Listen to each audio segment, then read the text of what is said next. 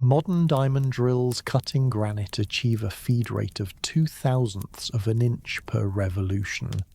The ancient Egyptians achieved 1/10 of an inch, 50 times faster, with copper tools. That is not a theory, that is a measurement, taken from drill cores sitting in a London museum right now. In Bolivia, stones harder than steel were cut with 4mm precision corners, then scattered like toys by some unknown catastrophe. In Peru, walls fitted so tightly that paper cannot pass between the joints have survived 5 centuries of earthquakes that destroyed everything built around them. 3 continents, thousands of miles apart, the same impossible precision. Tonight, we follow the evidence wherever it leads, from the H-blocks of Pumapunku to the vitrified stones of Sacsayhuaman, from the granite boxes beneath Saqqara to the global pattern that connects them all. What did our ancestors know that we have forgotten? The stones remember, and they are ready to tell us. The Door of the Puma. Before we begin, like and subscribe if this calm, science-driven format resonates with you. Use the hype button if it is available. In the comments, note your location, your current time, and the key question this topic triggers for you. I will address the strongest questions in comments or in a later video. There is a place on Earth where the air is so thin that your lungs burn with every breath. A place where the horizon stretches endlessly across a barren plateau, where no trees grow, where the wind carries whispers of something ancient and unexplained. This place sits nearly 13,000 feet above sea level, higher than many commercial aircraft cruise in the remote highlands of Bolivia near the southern edge of Lake Titicaca. The locals call it Pumapunku. In the Aymara language, this translates to the door of the puma, and what lies scattered across this windswept plateau has confounded archaeologists, engineers, and curious minds for over a century. Imagine standing there yourself. The sun is intense at this altitude, the ultraviolet radiation unfiltered by the thin atmosphere. You look down at your feet and see blocks of stone. Massive blocks, some weighing over 100 tons, strewn about as if a giant child had grown bored with building blocks and simply walked away. But these are not rough-hewn boulders. These are precision-cut monuments. The edges are sharp, the surfaces are smooth, the angles are perfect 90 degrees, and the joints between certain stones are so tight that you cannot slide a razor blade between them. Think about that for a moment. No mortar, no adhesive, just stone against stone fitted with such exactness that even a single sheet of paper cannot penetrate the seam. This is not the work of crude tools and manual labour as we understand it. This is something else entirely. The mainstream archaeological narrative tells us that Pumapunku was built by the Tiwanaku civilization sometime around 500 to 600 AD. This was a sophisticated culture, certainly, one that developed advanced agricultural techniques and dominated the Andean region for centuries before the rise of the Inca. They had no written language, they had no knowledge of the wheel. Their toolkit, according to conventional scholarship, consisted of stone hammers, copper chisels, and perhaps some bronze implements. And yet somehow, with these primitive instruments, they allegedly carved andesite and red sandstone with tolerances that modern engineers struggle to replicate. Andesite is not a forgiving material. On the Mohs scale of mineral hardness, which ranges from 1 for talc to 10 for diamond, andesite registers at approximately 7. For comparison, steel comes in around 6.5. This means that the stone the Tiwanaku people were supposedly carving is harder than the best metal tools we believe they possessed. Copper sits at only 3 on the Mohs scale. Bronze reaches perhaps 4. The mathematics simply does not work. You cannot carve a material that is nearly twice as hard as your cutting tool, and yet here the evidence sits, scattered across the Bolivian Altiplano, defying explanation. Let us examine the stonework more closely. Among the most famous features of Pumapunku are the H-shaped blocks. These are not simple rectangular stones. They are complex three-dimensional puzzles, carved with recesses, grooves, and protrusions that interlock with neighbouring blocks in multiple directions. Each H block matches its counterparts with extreme precision. The notches align, the angles correspond, the surfaces meet flush. It is as if these stones were manufactured to a standardised template, produced in some ancient factory, with quality control measures that would satisfy modern industrial specifications. Consider what this implies.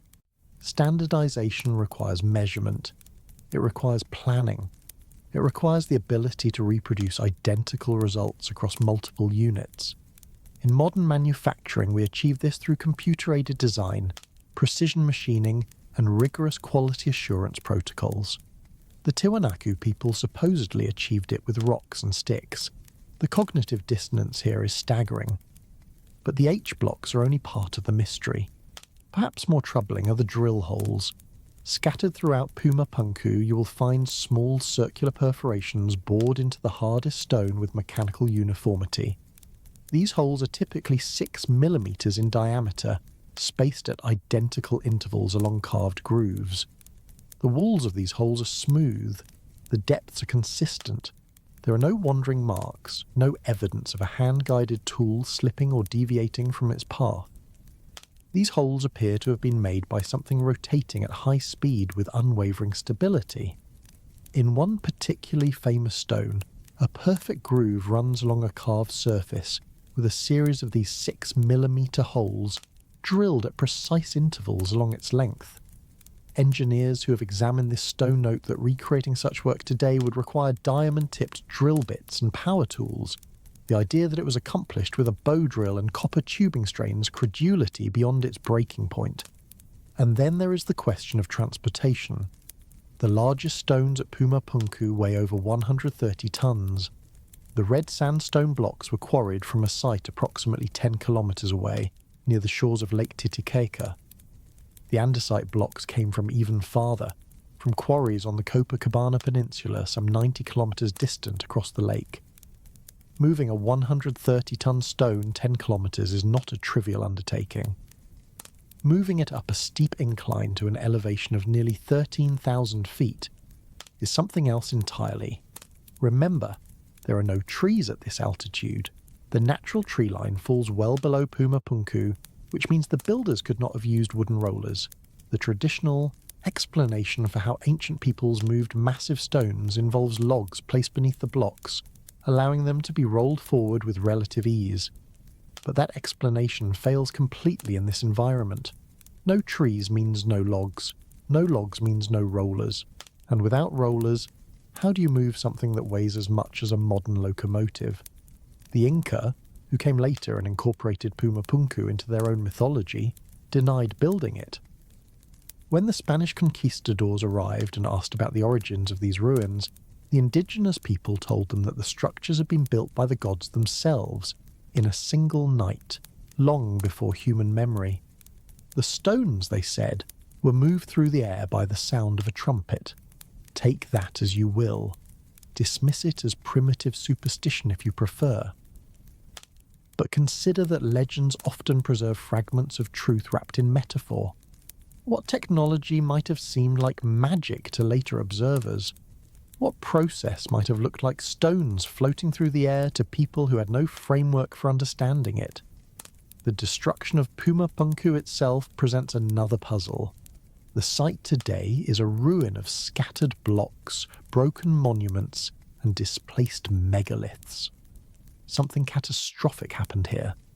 The stones are not merely weathered by time. They appear to have been violently disrupted, tossed about by forces powerful enough to move objects weighing dozens of tons. Some researchers point to earthquakes. Others suggest flooding from Lake Titicaca. A few propose more exotic explanations involving ancient conflicts or deliberate demolition by unknown parties. Whatever destroyed Puma Punku did so with enough force to make it nearly impossible to reconstruct the original layout. Unlike the nearby ruins of Tiwanaku proper, where walls still stand and structures retain their basic form, Puma Punku is chaos frozen in stone. It is as if someone took a completed jigsaw puzzle and hurled it against a wall. The pieces remain, but the picture they once formed is lost. Modern researchers have attempted to digitally reconstruct what Puma Punku might have looked like in its prime. Using three-dimensional scanning technology and computer modelling, teams have tried to fit the scattered blocks back together into coherent structures. The results suggest a terraced platform mound with multiple levels, elaborate gateways, and precisely aligned astronomical features. But these reconstructions are speculative. We simply do not know what stood here before the cataclysm that reduced it to rubble. What we do know is that the precision remains. Even in their broken and scattered state, the stones of Puma Punku testify to capabilities we cannot explain. The drill holes are still there, perfectly cylindrical after 1500 years or more. The H-blocks still interlock with their neighbours as if they were machined yesterday. The surfaces remain smooth, the angles remain true, and the mystery remains unsolved. Some have proposed that the stones were not carved at all but cast.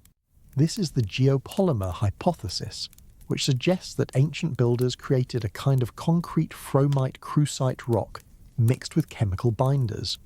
They would have poured this mixture into moulds, allowed it to harden, and produced blocks that appear to be natural stone but are actually synthetic. Proponents of this theory point to the perfect fits between blocks, arguing that casting would explain how stones could be made to match so precisely. If you pour wet concrete against an already hardened block, the new material will conform exactly to its neighbour as it sets. There is some scientific support for this idea. A peer-reviewed study published in the journal Materials Letters analysed samples from Puma Punku and found evidence consistent with a geopolymer matrix binding natural sandstone grains together. The researchers identified chemical signatures suggesting that alkaline salts from a nearby salt flat may have been used as a binding agent. If true, this would represent an ancient technology we have only recently rediscovered. But the geopolymer theory does not explain everything. It does not account for the andesite blocks, which show no evidence of having been cast. It does not explain the drill holes, which would be unnecessary if the stones were simply moulded into shape, and it does not address the transportation problem, because even cast stones would need to be moved from their production site to their final location. Perhaps the truth involves multiple techniques. Perhaps the Tiwanaku used casting for some elements and carving for others. Perhaps they possessed knowledge that combined chemistry and engineering in ways we have not yet imagined. Or perhaps they inherited their skills from somewhere else, from a predecessor civilization whose memory has been erased by time and catastrophe. The conventional archaeological timeline places the construction of Puma Punku around 1500 years ago. But some researchers question this dating. They point to evidence suggesting the site could be far older, potentially dating back to the end of the last ice age some 12,000 years ago. If true, this would place Puma Punku among the oldest monumental structures on Earth, contemporary with, or even predating, Göbekli Tepe in Turkey. The implications of such a revised chronology are profound. It would mean that advanced stoneworking techniques existed thousands of years earlier than currently believed. It would suggest that a sophisticated civilization flourished and then vanished, leaving only scattered ruins as evidence of its existence. And it would force us to rewrite the entire story of human technological development. For now, Puma Punku keeps its secrets. The stones remain silent. The drill holes offer no testimony. The H-blocks interlock in patterns whose meaning we can only guess at. But if you listen carefully, if you stand on that windswept plateau and let the thin air carry your thoughts beyond the boundaries of conventional wisdom, you might hear something. Not answers, perhaps, but questions. Questions that echo across millennia, asking us to consider possibilities we have been taught to dismiss. And those questions do not end at the borders of Bolivia. They travel north, along the spine of the Andes, to another site where impossible stones guard another impossible mystery. A fortress overlooking an ancient capital, where walls weighing hundreds of tons have stood for centuries without mortar, without explanation, and without any tool marks that could tell us how they came to be. The satisfied falcon. The fortress emerges from the hillside like the spine of some colossal buried creature. Its walls rise in 3 massive terraces, zigzagging across the landscape in a pattern that seems almost defensive, almost ceremonial, almost beyond human comprehension. This is Sacsayhuaman, perched on a steep hill overlooking the ancient Inca capital of Cusco, and it represents perhaps the most stunning example of megalithic construction in all of the Americas. The name itself carries mystery. Some translate Sacsayhuaman as the satisfied falcon, a reference to the bird that once guarded the skies above this sacred site. Others interpret it as speckled head or city of stone. The Quechua language allows for multiple meanings, and perhaps all of them apply. What cannot be disputed is what your eyes tell you when you stand before these walls. Something extraordinary happened here. Something that challenges everything we think we know about the capabilities of ancient peoples. The numbers alone are staggering. The 3 parallel walls stretch for approximately 400 meters, rising in stepped terraces that reach heights of nearly 20 meters in places. The stones that comprise these walls are not uniform blocks quarried to standard dimensions. They are enormous, irregularly shaped boulders, some weighing over 200 tons, fitted together with such precision that the joints between them remain invisible to anything thicker than a human hair. No mortar binds them, no cement fills the gaps. There are no gaps to fill. Walk up to one of these walls and run your hand along the surface. You will feel stone meeting stone in perfect continuity. The ancient builders did not simply stack rocks, they sculpted them. Each boulder was shaped to interlock with its neighbours in 3 dimensions, creating a structure that resembles nothing so much as a giant jigsaw puzzle rendered in granite. Some individual stones display 12 or more angles on their visible face alone, and below the surface, where they contact adjacent blocks, the complexity only increases. Consider the engineering challenge this represents. To fit 2 flat surfaces together is relatively straightforward. To fit 2 curved or angled surfaces together requires more skill. But to fit a stone with 12 different angles, against multiple neighbouring stones, each with their own complex geometries, while maintaining tolerances so tight that not even a blade of grass can penetrate the seams, this defies easy explanation. Modern architects and engineers who have studied Sacsayhuaman openly admit that replicating this work today would be extraordinarily difficult, even with contemporary tools and technology. The Inca Empire, which mainstream archaeology credits with building Sacsayhuaman, flourished from approximately the early 13th century until the Spanish conquest in the 1530s. At its height, the empire stretched from present-day Colombia to Chile, encompassing millions of subjects and thousands of kilometers of roads. The Inca were unquestionably accomplished builders. Their agricultural terraces still function today. Their road system rivals that of ancient Rome. Their suspension bridges spanned chasms that would challenge modern engineers. But the Inca had no iron. They had no steel. Their hardest metal was bronze, an alloy of copper and tin that registers only about 4 on the Mohs hardness scale. The stones at Sacsayhuaman are primarily limestone and andesite, materials ranging from 3 to 7 on that same scale. Bronze tools could theoretically work limestone, though slowly and with tremendous effort. But the precision achieved here goes far beyond what brute force and patience can explain. Mainstream explanations suggest that the Inca shaped these stones through a process called pecking. Workers would strike the surface of a boulder repeatedly with harder stones, gradually wearing away material until the desired shape emerged. The stones would then be lifted into place using ramps, levers, and the coordinated effort of hundreds or thousands of labourers. To achieve the precise fit between blocks, workers would have placed stones adjacent to each other and ground them together with sand and smaller rocks as abrasives, slowly wearing away the contact surfaces until they matched perfectly. This explanation is plausible in principle. It is even supported by Spanish chronicles from the Conquest era, which describe seeing large work crews engaged in construction projects. But plausibility is not the same as proof, and several aspects of Sacsayhuaman resist this conventional narrative. First, consider the time required.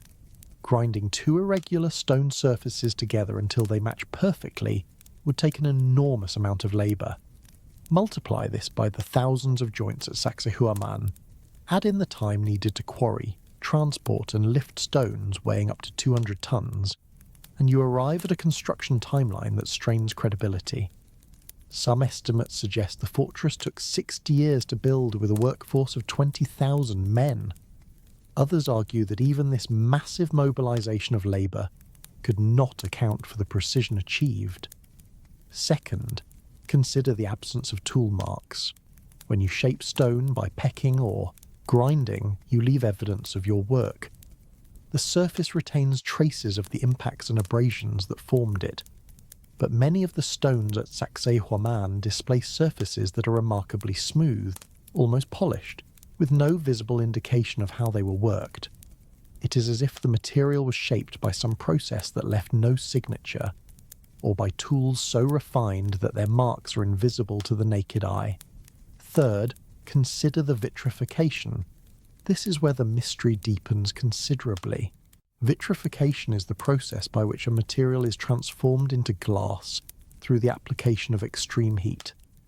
When stone is heated to temperatures exceeding 1100 degrees Celsius, its surface can melt and then resolidify into a glassy, polished finish. Researchers examining certain stones at Sacsayhuaman have noted surfaces that appear vitrified, suggesting they were exposed to temperatures far beyond what any conventional construction technique would produce. How would the Inca have generated such heat? They had no furnaces capable of reaching 1100 degrees. They had no fuel sources that could sustain such temperatures across the large surface areas involved. And yet the evidence of vitrification remains, a silent testimony to processes we cannot explain. Some researchers have proposed alternative theories. One suggests that the ancient builders possessed knowledge of a plant whose juices could soften stone, allowing it to be moulded like clay and then hardened into its final form. This idea is not as far-fetched as it might initially sound. There are accounts from early colonial chroniclers describing indigenous knowledge of substances that could dissolve rock.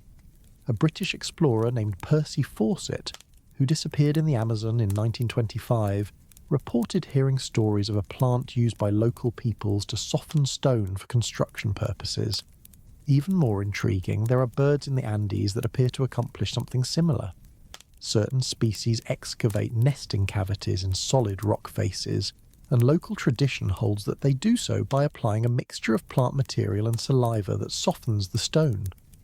Georgios Tsoukalos, the host of Ancient Aliens, has highlighted this phenomenon, asking whether ancient humans might have observed these birds and adapted their technique for architectural purposes. If such a stone softening substance existed, it would explain many of the mysteries at Sacsayhuaman. Blocks could be shaped with minimal effort while in a malleable state. They could be pressed against neighbouring stones to achieve perfect fits.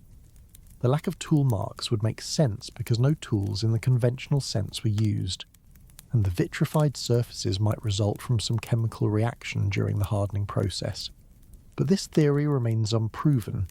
No one has identified the plant in question, or demonstrated that its extracts can actually soften stone. The hypothesis exists in a frustrating limbo between tantalizing possibility and unverified speculation. Another theory proposes that Sacsayhuaman was not built by the Inca at all, but by a much older civilization whose works the Inca merely inherited and maintained. Proponents of this view point to evidence suggesting that the site was occupied long before the Inca Empire arose. Archaeological investigations have identified construction phases dating back to the Kilki culture, which flourished in the region around 1100 AD, some 3 centuries before the Inca consolidated power. But if the Kilki built the megalithic walls, the mystery only deepens. The Kilki were less technologically advanced than the Inca, not more. How could a less sophisticated culture have accomplished what their more developed successors could not? Unless, of course, the true builders were someone else entirely, a civilization so ancient that even the Kilkir found their works already standing when they arrived. This line of thinking leads to the hypothesis of a lost predecessor civilization, one that possessed advanced knowledge and capabilities that were subsequently lost to history. Graham Hancock and other alternative researchers have popularized this idea, suggesting that a global catastrophe at the end of the last ice age, approximately 12,000 years ago, destroyed an advanced culture and scattered its survivors across the world. These survivors, according to this theory, became the teachers and civilizers remembered in myths from every continent, passing on fragments of their knowledge to the indigenous peoples they encountered. The Inca themselves may have preserved a memory of these ancient builders. Their origin myths describe a creator god named Viracocha who emerged from Lake Titicaca and travelled across the land, teaching the arts of civilization before departing across the Pacific Ocean. Viracocha was described as tall, bearded and light-skinned, characteristics that did not match the indigenous Andean population. Was Viracocha a mythologized memory of contact with an unknown people who brought advanced knowledge to the region? The Spanish conquistadors found these stories sufficiently intriguing to record them in detail. They also noted the indigenous insistence that certain ancient structures, including Sacsayhuaman, predated the Inca and had been built by a vanished race. The Inca took credit for many accomplishments, but they did not claim to have built the megalithic walls. They said those had always been there since before the time of memory. Standing at Sacsayhuaman today, looking out over the terracotta rooftops of Cusco spread below, you can understand why this place inspired such awe. The walls are simply too massive, too precise, too perfectly fitted to accept easy explanations. They have survived 5 centuries of earthquakes that have repeatedly devastated the colonial buildings in the city below. The Spanish churches and palaces, built with advanced European techniques, have crumbled and been rebuilt multiple times. The Inca walls, or whoever truly built them, remain standing exactly as they were placed. This seismic resilience is itself a testament to sophisticated engineering. The walls are not vertical but lean slightly inward. The interlocking irregular shapes distribute stress across multiple contact points rather than concentrating it at single joints. The entire structure flexes and settles during earthquakes rather than cracking and collapsing. Whether by intention or intuition, the builders of Sacsayhuaman created walls that work with the forces of nature rather than against them. Some researchers have even suggested that the site was designed to harness earth energies in ways we do not fully understand. The layout of Sacsayhuaman is said to resemble the head of a puma when viewed from above, with Cusco itself forming the body of the great cat. The puma was a sacred animal in Andean cosmology, associated with the earthly realm and physical power. By shaping their capital in this form, the Inca expressed a spiritual relationship with the land itself, but spiritual significance does not explain construction technique. However the builders conceived of their purpose, they still had to move 200-ton stones up a mountainside and fit them together with superhuman precision. The metaphysics of puma symbolism offers no insight into the physics of megalithic engineering. Perhaps the most honest response to Sacsayhuaman is simply to admit what we do not know. We do not know exactly how the stones were cut. We do not know exactly how they were transported. We do not know exactly how they were fitted together with such impossible accuracy. We have theories, some more plausible than others, but none that fully account for what stands before us. And what stands before us is humbling. It reminds us that our ancestors were capable of feats we struggle to comprehend, let alone replicate. It suggests that knowledge can be lost as well as gained, that civilizations can decline as well as advance, that the arrow of progress does not always point forward. The satisfied falcon guards mysteries that may never be fully solved, but the questions it raises travel far beyond the Andes. They cross oceans and continents to other ancient sites where similar impossibilities await explanation. Sites where granite was drilled with precision that defies primitive tools. Sites where massive stones were hollowed out to tolerances measured in thousandths of an inch.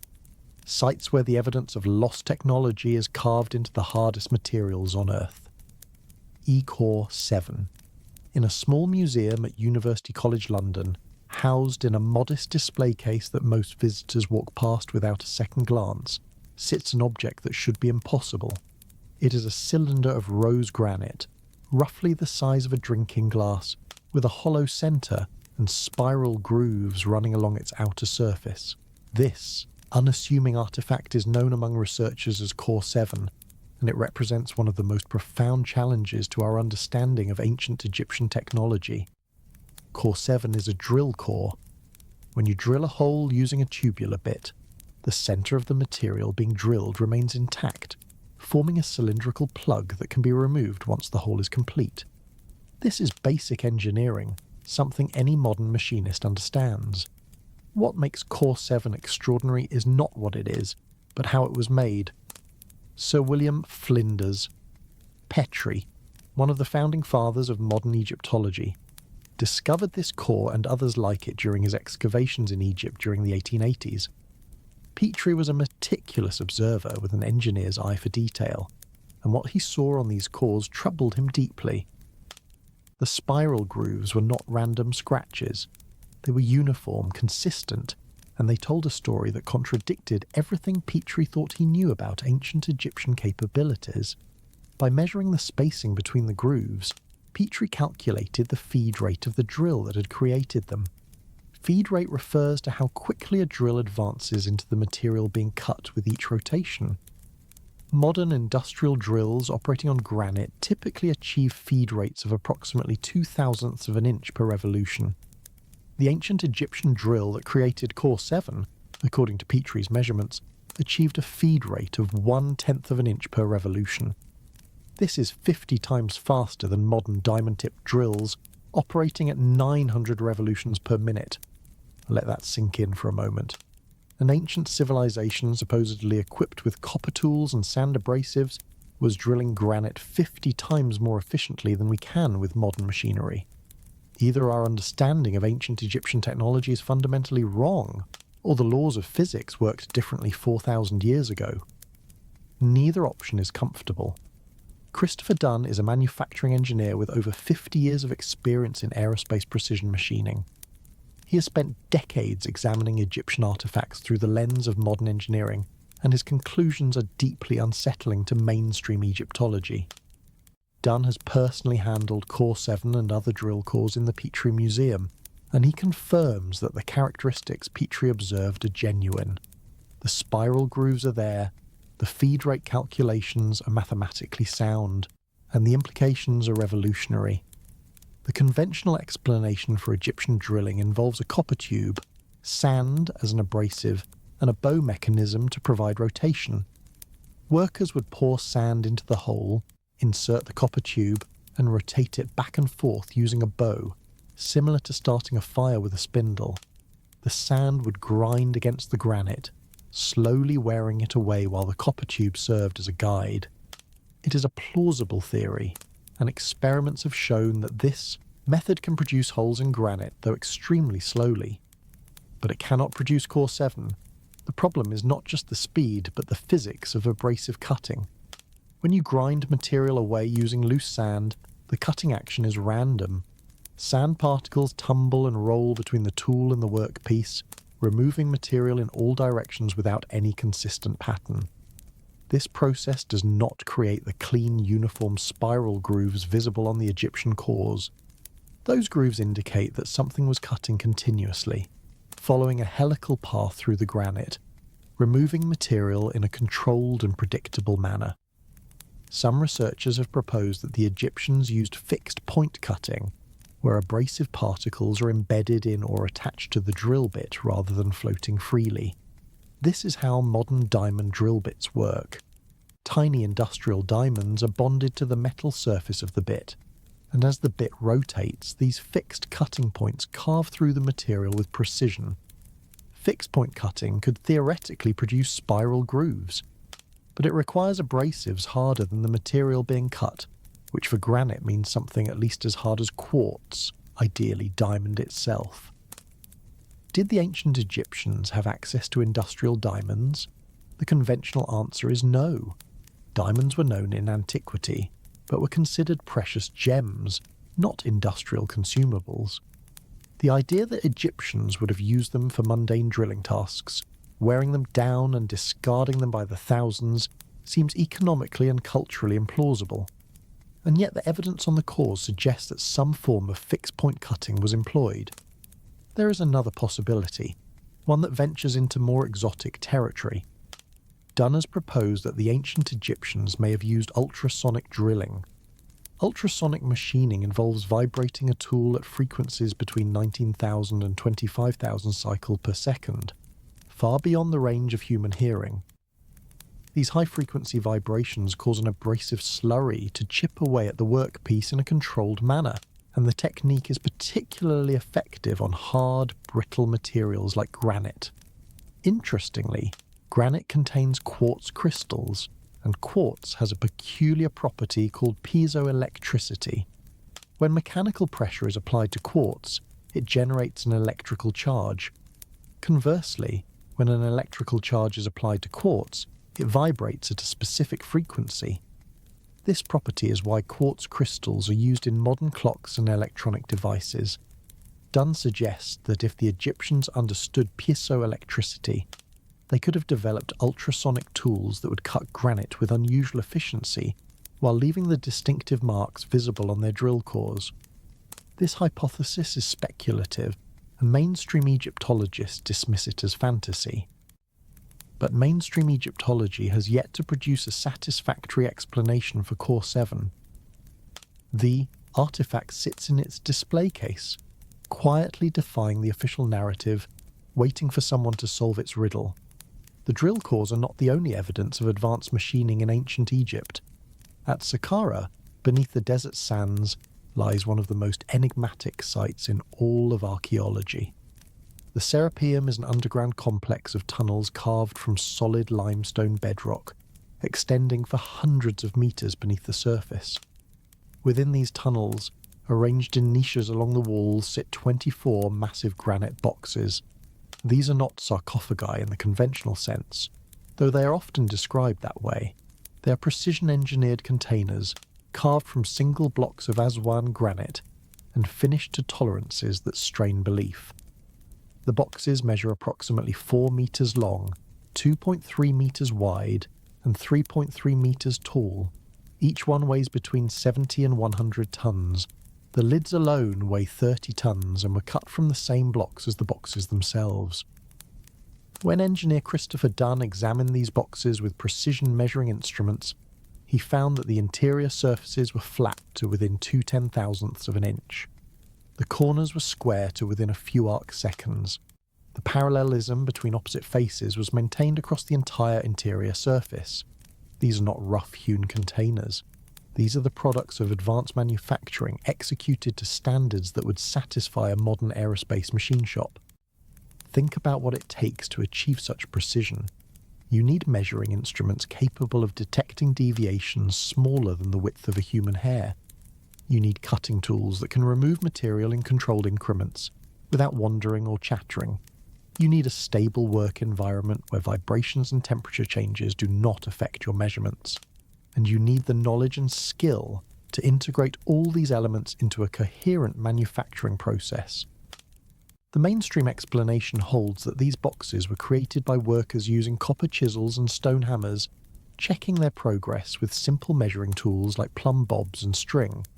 According to this view, the precision was achieved through patient craftsmanship over many years, with workers gradually refining the surfaces until they met the required standards. It is a romantic notion, the idea of dedicated artisans lavishing decades of effort on each piece. But it does not account for the physical evidence. Copper chisels cannot cut granite. Granite is composed primarily of feldspar and quartz, both harder than copper. Strike a copper chisel against granite and the chisel deforms. The granite remains unchanged. This is not theoretical speculation. It is basic material science, as demonstrable today as it was 4,000 years ago. To shape granite, you need tools at least as hard as the material being cut. The ancient Egyptians officially had no such tools, yet there the boxes sit in the darkness beneath Saqqara, their surfaces smooth and their angles true. French archaeologist Auguste Mariette discovered the Serapeum in 1850 and had to use explosives to open some of the boxes because he could find no other way to lift the 30-ton lids. When he finally peered inside, he found them empty. No mummified bulls, despite the official theory that the Serapeum was a burial place for sacred Apis cattle. No grave goods, no inscriptions, nothing to indicate what purpose these meticulously crafted containers originally served. Some of the boxes do bear hieroglyphic inscriptions on their exteriors, but these inscriptions are crudely scratched into the polished surfaces, clearly added long after the boxes were made. The contrast is jarring. Whoever created the boxes possessed the technology to achieve optical flatness on granite. Whoever added the inscriptions could barely scratch recognizable symbols. It is as if two completely different civilizations, separated by vast gulfs of capability, interacted with the same objects at different points in time. This observation has led some researchers to propose that the boxes are far older than the Serapeum itself. Perhaps they were created by an earlier civilization and later repurposed by the dynastic Egyptians, who discovered them already in place and incorporated them into their own religious practices. The hieroglyphics would then represent the newer culture trying to claim ownership of artifacts they did not create and could not replicate. Similar patterns appear throughout Egypt. At Giza, the valley temple adjacent to the Sphinx contains granite blocks fitted together with the same impossible precision seen at Sacsayhuaman in Peru. At Abu Sir, drill holes penetrate basalt with spiral grooves identical to those on Core 7. At Abu Ghurab, alabaster basins display curves and hollows that would challenge modern sculptors. Everywhere you look, if you look with the eyes of an engineer rather than a historian, you find evidence of capabilities that should not exist. The Great Pyramid itself presents perhaps the greatest engineering mystery of all. Leave aside the questions of how it was built, how 2.3 million blocks averaging 2.5 tons each were quarried, transported and stacked to a height of nearly 150 meters. Focus instead on the precision of the finished product. The base of the Great Pyramid covers over 13 acres, and the maximum deviation from a perfect level across this entire area is less than 2 centimeters. The sides are aligned true north with an accuracy of 3 arc minutes, better than most modern structures achieve. The dimensions encode mathematical constants, including an approximation of pi accurate to 4 decimal places. The internal passages maintain precise angles through hundreds of feet of solid stone, with deviations measured in fractions of a degree. Flinders Petrie documented these measurements over a century ago, and subsequent surveys have only confirmed their accuracy. The builders of the Great Pyramid possessed knowledge of geometry, astronomy, and metrology that rivals or exceeds our own. They implemented this knowledge in the hardest materials available, on a scale that remains unmatched anywhere on Earth. And according to mainstream archaeology, they did it with copper tools and brute force. Something does not add up. The evidence points in directions that conventional scholarship refuses to look. Not toward ancient aliens necessarily, though that hypothesis has its advocates, but toward the recognition that our ancestors achieved things we cannot explain, using methods we have not identified, for purposes we do not understand. The granite drill cores in the Petrie Museum are small objects, easily overlooked, but they carry a message from the distant past, a message that challenges our comfortable assumptions about the progress of technology and the hierarchy of civilizations.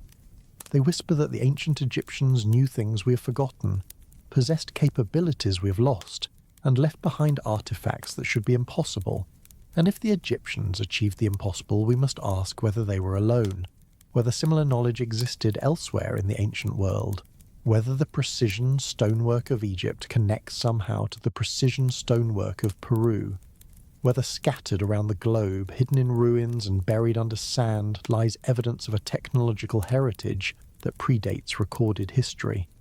The answer may lie in the details, in the drill holes and the grooves, in the surfaces polished to optical flatness, in the angles maintained across tons of the hardest stone, in the patterns that repeat from continent to continent, as if following some universal template of advanced engineering.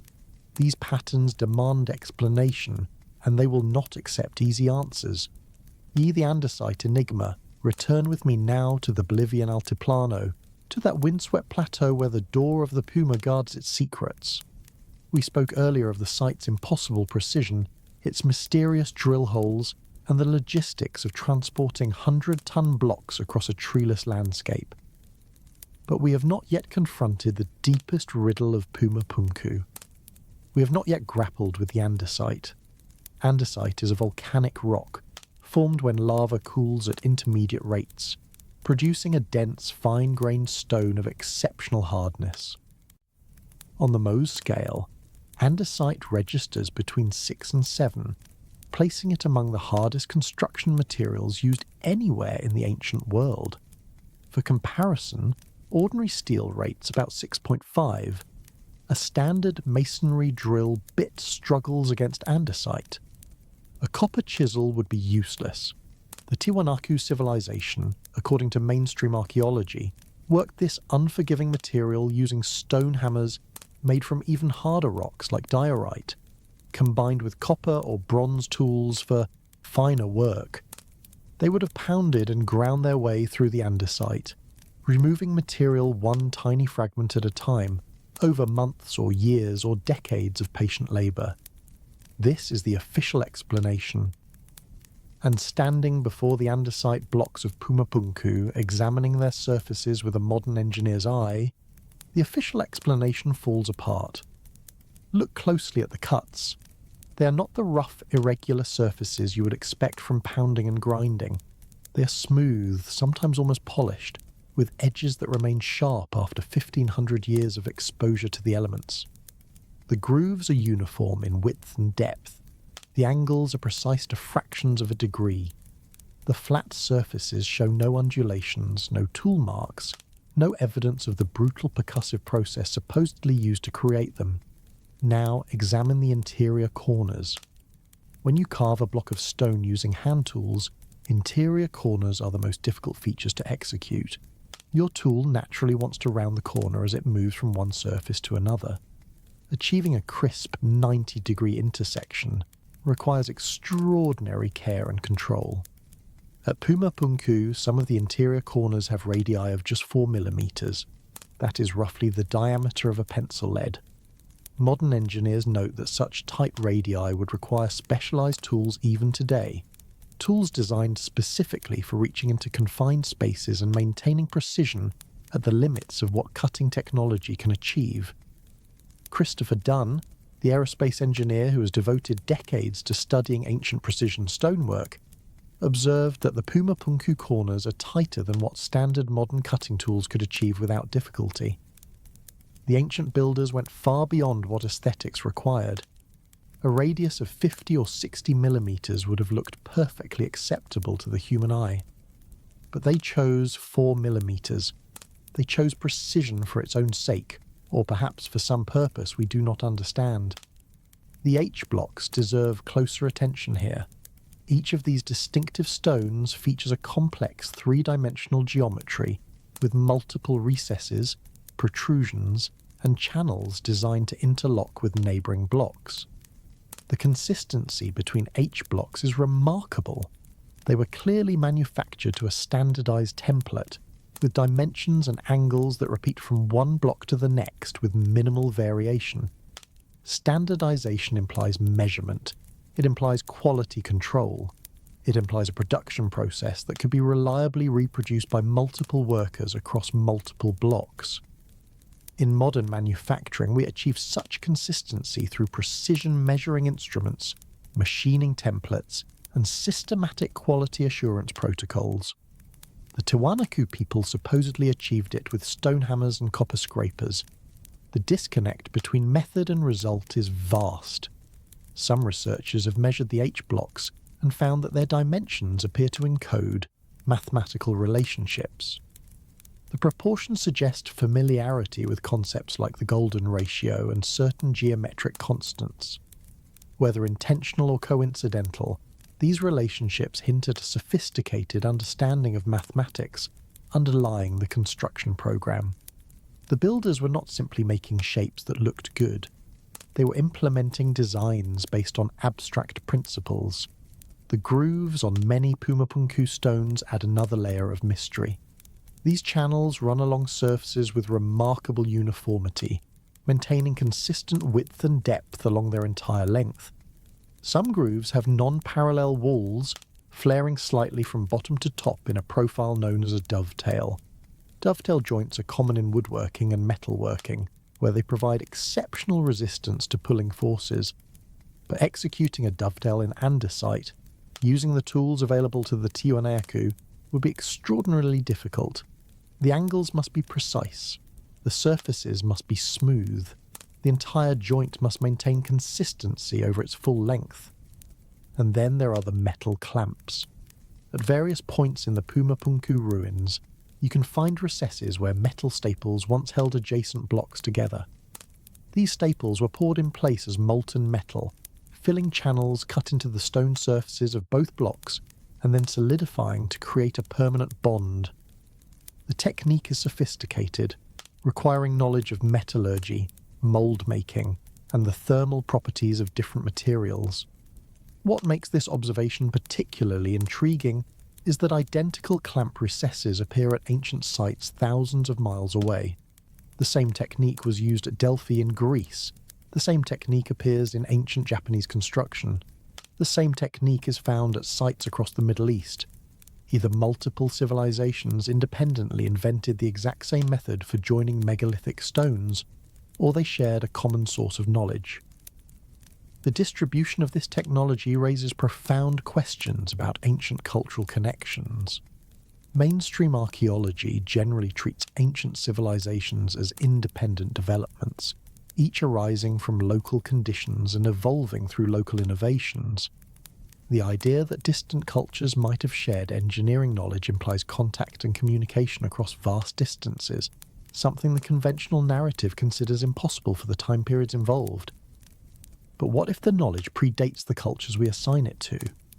What if the Tiwanaku, like the Greeks and the Japanese and the peoples of the ancient Middle East, all inherited their stoneworking techniques from a common predecessor? A civilization so ancient that it left no direct records, only scattered remnants of its technology adopted and adapted by later peoples. This hypothesis brings us to the question of dating. Mainstream archaeology places the construction of Pumapunku around 500 to 600 AD, based primarily on radiocarbon dating of organic materials found at the site. But radiocarbon dating tells us when organic matter died, not when stones were cut.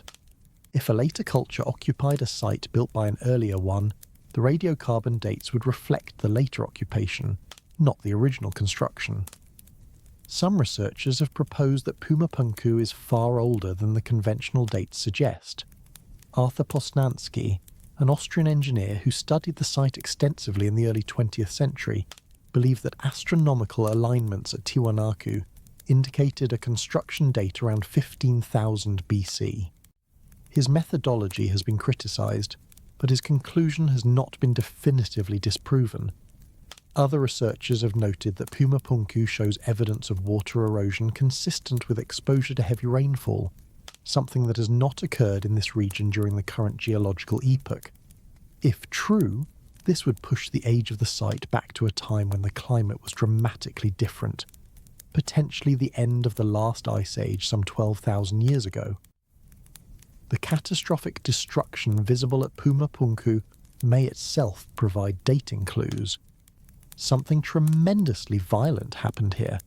The massive blocks are scattered as if by an explosion or a flood of biblical proportions. Some stones appear to have been displaced hundreds of feet from their original positions. Others lie broken, shattered by forces that should not have affected structures built to such exacting standards. The conventional explanation attributes this destruction to earthquakes, perhaps accompanied by seismic liquefaction or flooding from Lake Titicaca. These are plausible natural causes, but some researchers see evidence of something more dramatic, perhaps an impact event, or an exceptionally powerful tsunami generated by celestial collision. The Younger Dryas impact hypothesis, which proposes that a comet or asteroid struck Earth approximately 12,800 years ago, has gained scientific traction in recent years. If Puma Punku predates this event, its destruction might be connected to the same cataclysm that caused mass extinctions and climate chaos at the end of the Ice Age. Imagine for a moment that this scenario is correct. A sophisticated civilization flourishes in the Andean highlands during the late Ice Age. They possess advanced stoneworking technology, standardized manufacturing processes, and knowledge of metallurgy and engineering that rivals or exceeds anything achieved for millennia afterward. Then catastrophe strikes. A cosmic impact triggers earthquakes, floods, and climate collapse. The civilization is destroyed, its population scattered, its knowledge fragmented. Survivors carry what they can remember to distant lands, where they become the mysterious teachers remembered in mythology. The gods who came from the sky, the civilizers who taught agriculture and astronomy and architecture, the bearded strangers who appeared after the flood and started the world anew. Millennia later, new cultures arise in the ruins, the Quilque, then the Tiwanaku, then the Inca. They find the ancient stones already in place, already cut with precision beyond their capabilities. They worship at sites they did not build. They tell stories of gods and giants who moved mountains in the time before time, and they leave behind their own artifacts, their own radiocarbon signatures, which future archaeologists will mistake for evidence of original construction.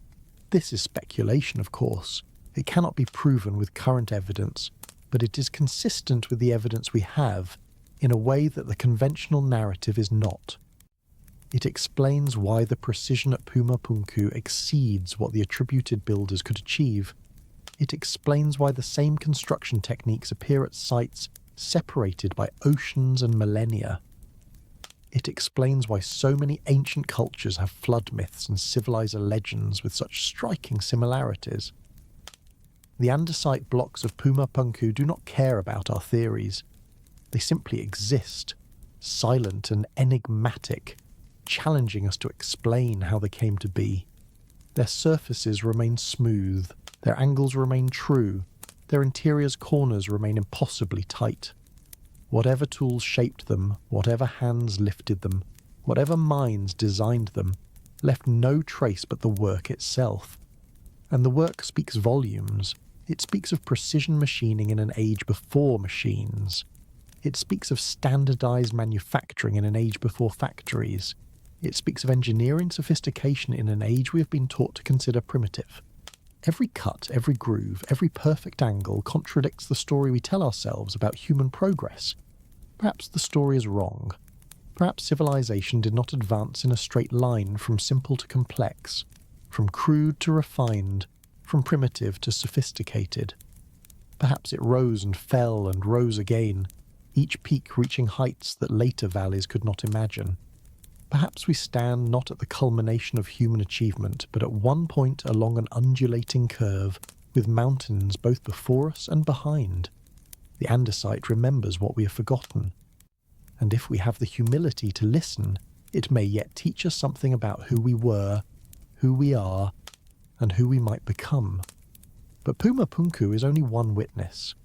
Sacsayhuaman stands guard over Cusco with its own impossible stones and its own inexplicable precision. There, the mystery deepens further into realms of vitrification and heat and processes that defy any explanation we have offered so far. A vitrified stone. There is a quality to certain ancient stones that photographs cannot capture and words struggle to describe. You must stand before them. Run your palm across their surface. feel the almost supernatural smoothness beneath your fingertips. At Sacsayhuaman, on certain blocks scattered throughout the fortress complex, you encounter surfaces that feel less like stone and more like glass. This observation is not mystical fancy. It is a matter of verifiable science. When silicate-based rock is heated to temperatures exceeding 1100 degrees Celsius, its surface begins to melt. If the cooling process happens quickly enough, the molten layer solidifies into a glassy, vitrified finish. This is the same process that occurs when sand is superheated to create glass, and it appears to have happened to stones at Sacsayhuaman on a scale that defies conventional explanation. Vitrification has been documented at ancient sites around the world. Hill forts in Scotland display walls where stones have been fused together by extreme heat. Ancient structures in Turkey show similar characteristics. But the vitrification at Sacsayhuaman presents unique challenges to any explanation. The scale is enormous, the surfaces are extensive, and the temperatures required would necessitate technologies or events far beyond what we attribute to ancient Andean cultures. Consider what it takes to reach 1100 degrees Celsius.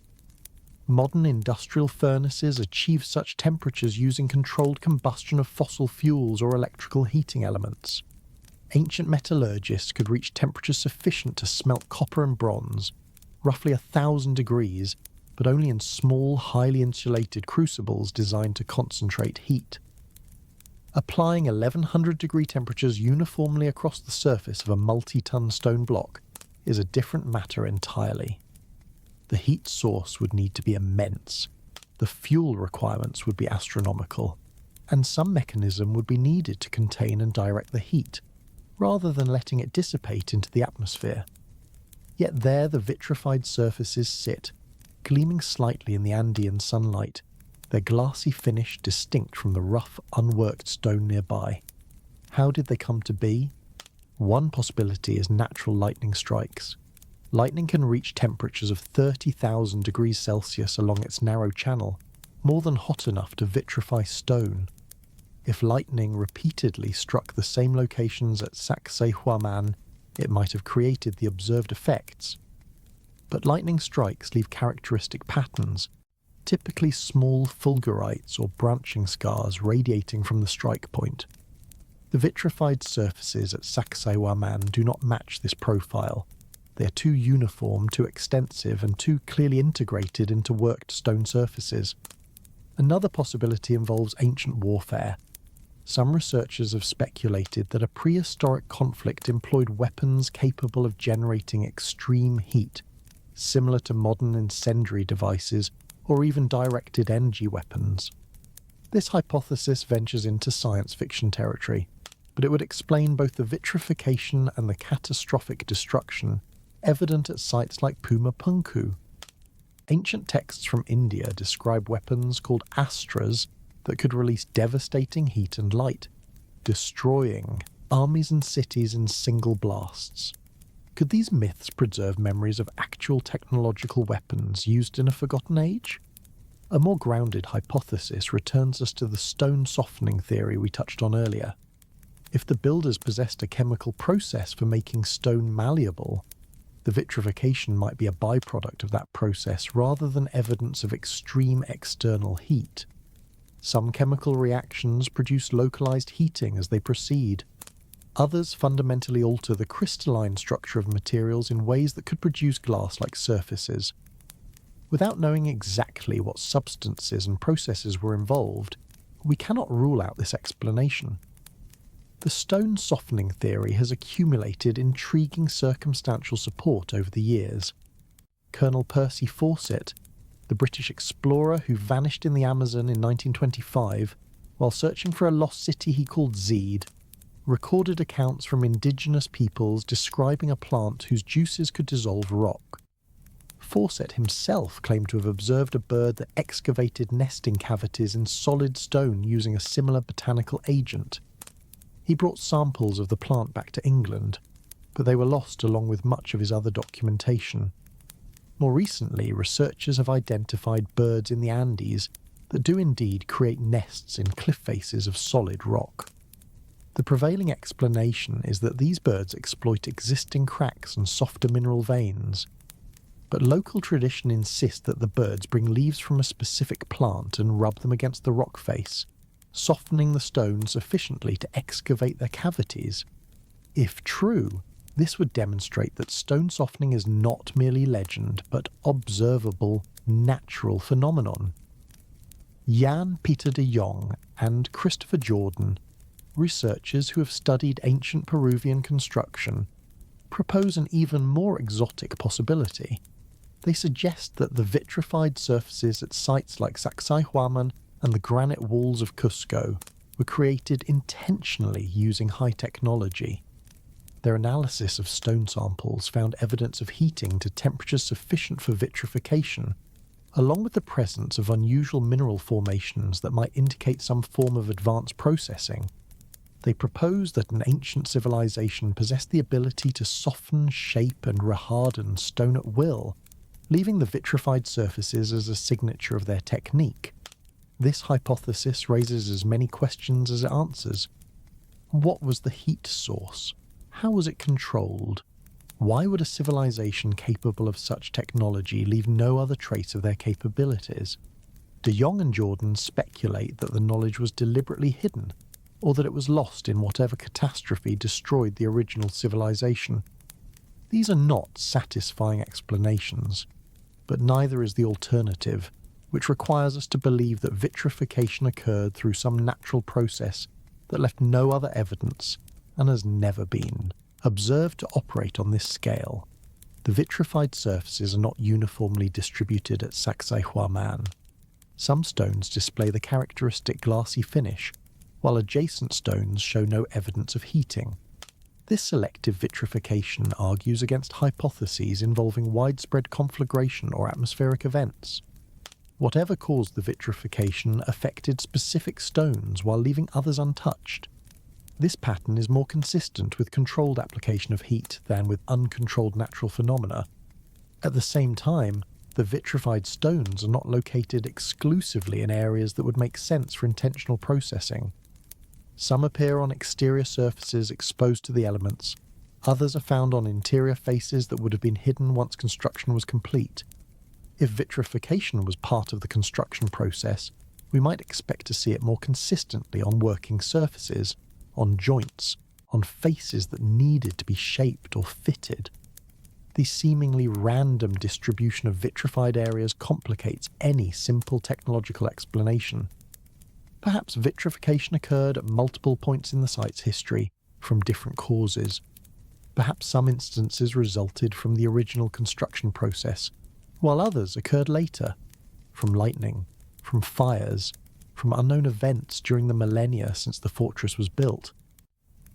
Untangling these possibilities would require extensive scientific analysis, sampling and dating of vitrified areas, detailed chemical characterization of the glassy material, comprehensive mapping of where vitrification appears and where it does not. Such analysis has not been performed at the scale required to draw firm conclusions. Sacsayhuaman is a protected archaeological site, and removing samples for laboratory study is restricted. Most researchers relied on visual observation and limited surface analysis. Until more rigorous investigation becomes possible, the vitrification at Sacsayhuaman will remain one more puzzle in a site already overflowing with mysteries. What we can say with confidence is that something unusual happened to these stones. The vitrified surfaces exist. They did not arise through normal weathering or conventional construction techniques. They testify to processes beyond what mainstream archaeology assigns to the Inca or their predecessors. Whether those processes were natural, technological, or something else entirely remains an open question. The broader phenomenon of vitrified stonework appears across multiple continents and cultural contexts. In Scotland, dozens of ancient hill forts display walls where stones have been fused together through intense heating. The timing and purpose of this vitrification remains debated. Some argue it was intentional, a way of strengthening walls against attack. Others suggest it resulted from enemy action, fires set to destroy the forts. Still others propose that the vitrification serves some ritual or ceremonial function. We do not understand. At Hattusa, the ancient capital of the Hittite Empire in modern Turkey, vitrified stonework appears in conjunction with other evidence of advanced construction. The Hittites were known for their metallurgical skills, pioneering the widespread use of iron centuries before their neighbours. Could they also have possessed techniques for working stone that involved extreme heat? In ancient Egypt, certain granite surfaces display a polish so fine that it has been compared to optical glass. Creating such a finish through conventional grinding would require enormous effort and extremely fine abrasives. But if the surface were heated to the point of vitrification and then carefully controlled as it cooled, the result might be the mirror-like finish we observe. This would explain why some Egyptian artifacts show no tool marks at all, their surfaces impossibly smooth and free of any trace of the working process. The global distribution of vitrified stonework suggests either independent invention of similar techniques by multiple unconnected cultures, or transmission of knowledge across time and space. Independent invention is certainly possible.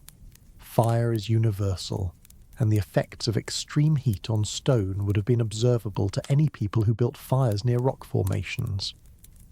But the consistency of the phenomenon, the apparent intentionality in many cases, and the association with precision construction that itself defies easy explanation, all these factors hint at something more than coincidental parallel development. Graham Hancock and other researchers in the alternative history field propose that a mother civilization existed before the end of the last ice age, possessing advanced knowledge that was passed to various successor cultures around the world. In this framework, the vitrified stonework at Sacsayhuaman, in Scotland, at Hattusa, and in Egypt would all represent inherited techniques from a common source, degraded and adapted by later peoples who no longer fully understood the underlying principles. This hypothesis remains unproven, but it is not as outlandish as critics sometimes suggest. We know that knowledge can be lost. The Romans possessed concrete that has lasted 2,000 years, but the formula was forgotten for centuries after their empire fell. The Chinese invented gunpowder, printing, and the compass long before these technologies appeared in Europe. The Maya developed a calendar system of remarkable sophistication that was suppressed and nearly destroyed by Spanish colonizers. If civilizations we know about lost technologies and knowledge, why should we assume that no civilizations before our historical record achieved things we have forgotten entirely? The stones at Sacsayhuaman do not offer answers. They offer questions. Their vitrified surfaces reflect the Andean sun like fragments of frozen fire, beautiful and inexplicable. They challenge us to expand our understanding of what was possible in ages we have been taught to consider primitive. They whisper of heat and transformation, of processes beyond our knowledge, of secrets buried in the deep past, and they connect across thousands of miles to other mysteries in other lands, to drill cores in Egyptian museums that should not exist, to granite boxes beneath the sands of Saqqara, finished to tolerances that defy primitive tools, to patterns that repeat from continent to continent, as if following instructions from a source long since vanished from the earth. The evidence is scattered but consistent. Something existed before conventional history began, something capable of precision we struggle to match and heat we cannot explain, something that left its fingerprints on stone, waiting for us to notice, waiting for us to ask the questions that might lead us toward answers. And the questions are leading somewhere. They are leading toward a pattern, a global pattern of ancient precision that demands explanation. The unfinished obelisk, in the granite quarries of Aswan, in the scorching heat of southern Egypt where the Nile carves its path through ancient stone, lies an artifact that has haunted researchers for over a century. It is not a finished monument. It is not a temple or a tomb. It is a failure, an abandoned project, a work in progress frozen in time, and precisely because it was never completed, it reveals secrets that the finished works of ancient Egypt keep hidden. the unfinished obelisk would have been the largest single piece of worked stone in the ancient world. Had it been successfully extracted and erected, it would have stood approximately 42 metres tall and weighed nearly 1,200 tons. To put this in perspective, the Statue of Liberty from base to torch stands only 46 metres. The largest stones at Stonehenge weigh perhaps 50 tons. This single piece of rose granite would have outmassed them by a factor of 24. The obelisk lies partially carved from the living bedrock, still attached along its base and one side. At some point during the extraction process, a crack appeared in the stone, rendering it useless for its intended purpose. The workers abandoned it where it lay, leaving behind a frozen snapshot of their methods and capabilities. For archaeologists, this abandoned project is invaluable. For engineers, it is deeply troubling.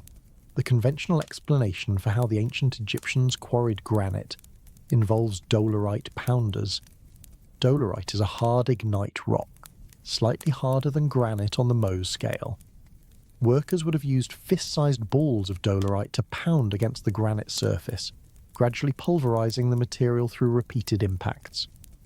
The process would have been slow, loud, and brutally labour-intensive.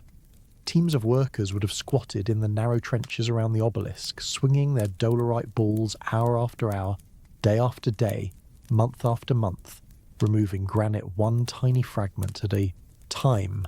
This explanation is supported by archaeological evidence. Dolerite pounders have been found at quarry sites throughout Egypt. Some show the characteristic wear patterns consistent with repeated impacts against hard stone. Ancient depictions show workers engaged in what appears to be quarrying activity. The method is plausible. It could work. But walk around the unfinished obelisk and look at the trench walls. Look at the surface of the stone where it was being separated from the bedrock. You will see something curious. The surface is not rough and irregular, as you would expect from pounding.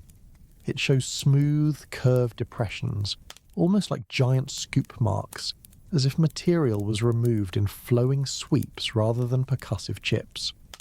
These scoop marks have puzzled researchers since they were first documented. Christopher Dunn, examining the quarry with his engineer's perspective, noted that the marks are inconsistent with any pounding or chiselling technique. They suggest a cutting or a braiding tool that moved across the surface in continuous strokes, removing material in a controlled manner. But what tool could cut rose granite in continuous strokes?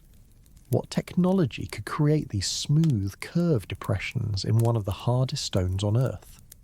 One possibility is that the Egyptians used some form of saw.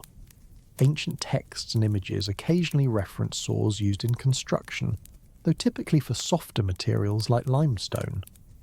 A copper saw with sand abrasive could theoretically cut granite, though extremely slowly.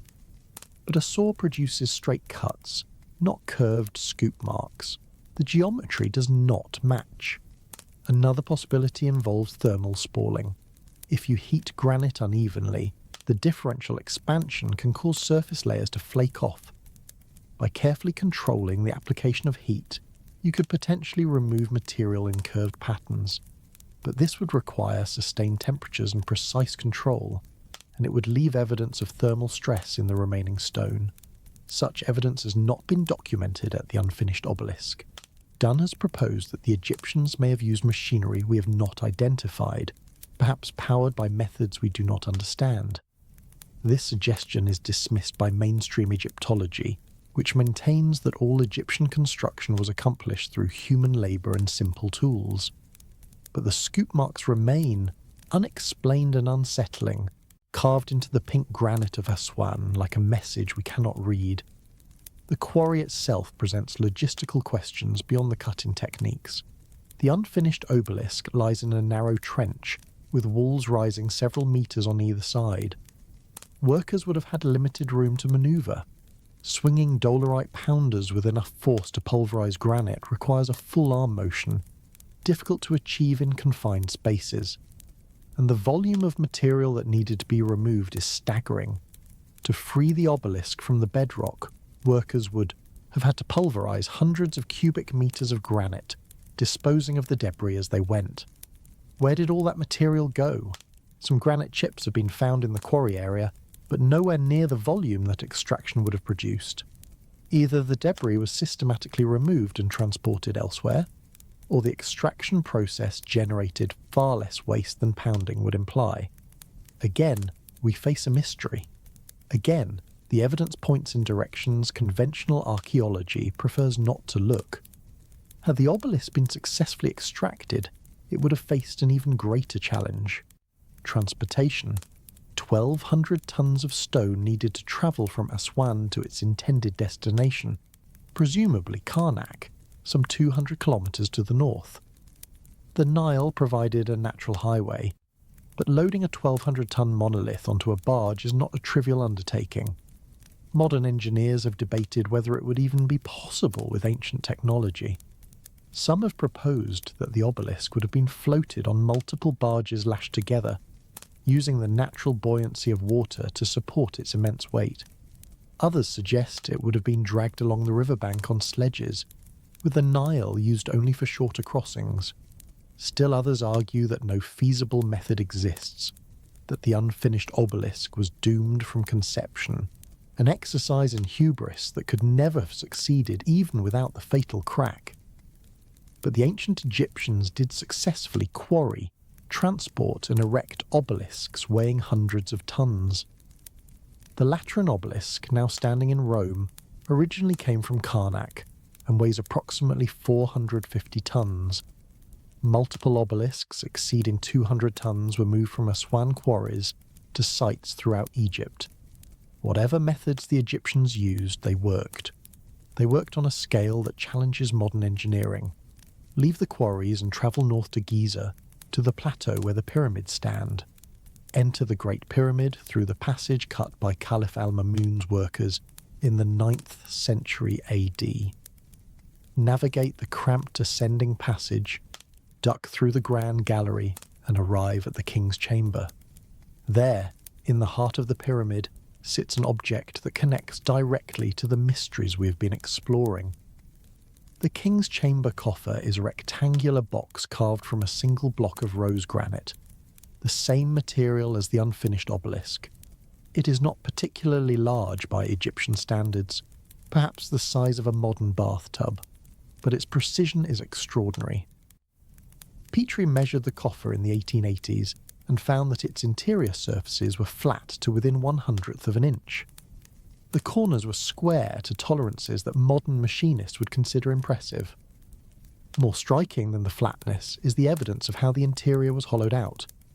Tool marks on the inside surfaces show the distinctive spiral grooves we encountered on Core 7. The coffer was drilled. Tube drills were used to bore overlapping holes into the solid granite, and then the cores and remaining material were removed to create the hollow interior.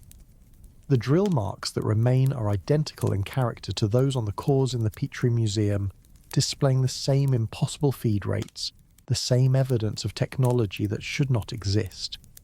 There is another anomaly. The coffer is slightly too large to fit through the passages leading to the king's chamber. This means it was placed in the chamber before the pyramid was completed, either lowered from above as construction progressed, or present before the chamber itself was sealed. The builders planned for the coffer from the beginning. It was integral to whatever purpose the chamber served. What was that purpose? Mainstream Egyptology identifies the coffer as a sarcophagus, intended to hold the mummified body of Pharaoh Khufu. But no mummy was ever found in it. No lid was ever found for it. No grave goods, no canopic jars, no inscriptions identifying the deceased. The coffer has been empty since Al-Mamun first broke into the chamber over 1,000 years ago, and there is no evidence it ever contained a burial. Some researchers propose that the coffer served an entirely different function. Dunn, in his book The Giza Power Plant, argues that the Great Pyramid was not a tomb but a machine, designed to generate and transmit energy through mechanisms we do not fully understand. In his model, the coffer was a resonating component, tuned to specific frequencies and filled with chemical reactants that produced hydrogen gas. The precision of the coffer's construction would have been essential to its function, ensuring proper resonance and structural integrity under operational conditions. This theory is highly speculative and rejected by mainstream academia, but it addresses aspects of the coffer that the tomb hypothesis cannot explain. Why the extreme precision? A dead body does not require surfaces flat to hundredths of an inch. Why the drilling technique? Hollowing out a sarcophagus could be accomplished far more easily through less demanding methods. Why the absence of any burial evidence? If the pyramid was a tomb, it is the only royal tomb in Egyptian history to show no trace of funerary activity. At the Serapeum in Saqqara, the questions multiply. We touched on the massive granite boxes earlier, those 70 to 100 ton containers carved to tolerances measured in 10,000ths of an inch. Return there now with fresh eyes, informed by what we have learned about Egyptian drilling and cutting techniques. The Serapeum boxes are made of rose granite and black basalt, both extremely hard materials. Their interiors are not rough-hewn, but precisely finished, with flat surfaces, square corners and smooth walls. The lids weigh 30 tons each and are carved from the same blocks as the boxes, meaning the ancient craftsmen had to hollow out the interior, shape the exterior, and create a matching lid, all while maintaining tolerances that would challenge a modern machine shop. Mainstream Egyptology claims these boxes were sarcophagi for the sacred Apis bulls, living manifestations of the god Ptah. When an Apis bull died, it was mummified and interred in the Serapeum with great ceremony. This explanation fits the cultural context. The Egyptians did venerate the Apis bull. Mummified bull remains have been found in other parts of the Serapeum complex, but the massive granite boxes were found empty. When Auguste Mariette opened them in the 1850s, using explosives because he could find no other way to lift the 30-ton lids, he found nothing inside. Not bull mummies, not grave goods, not the accumulated dust of millennia. Nothing.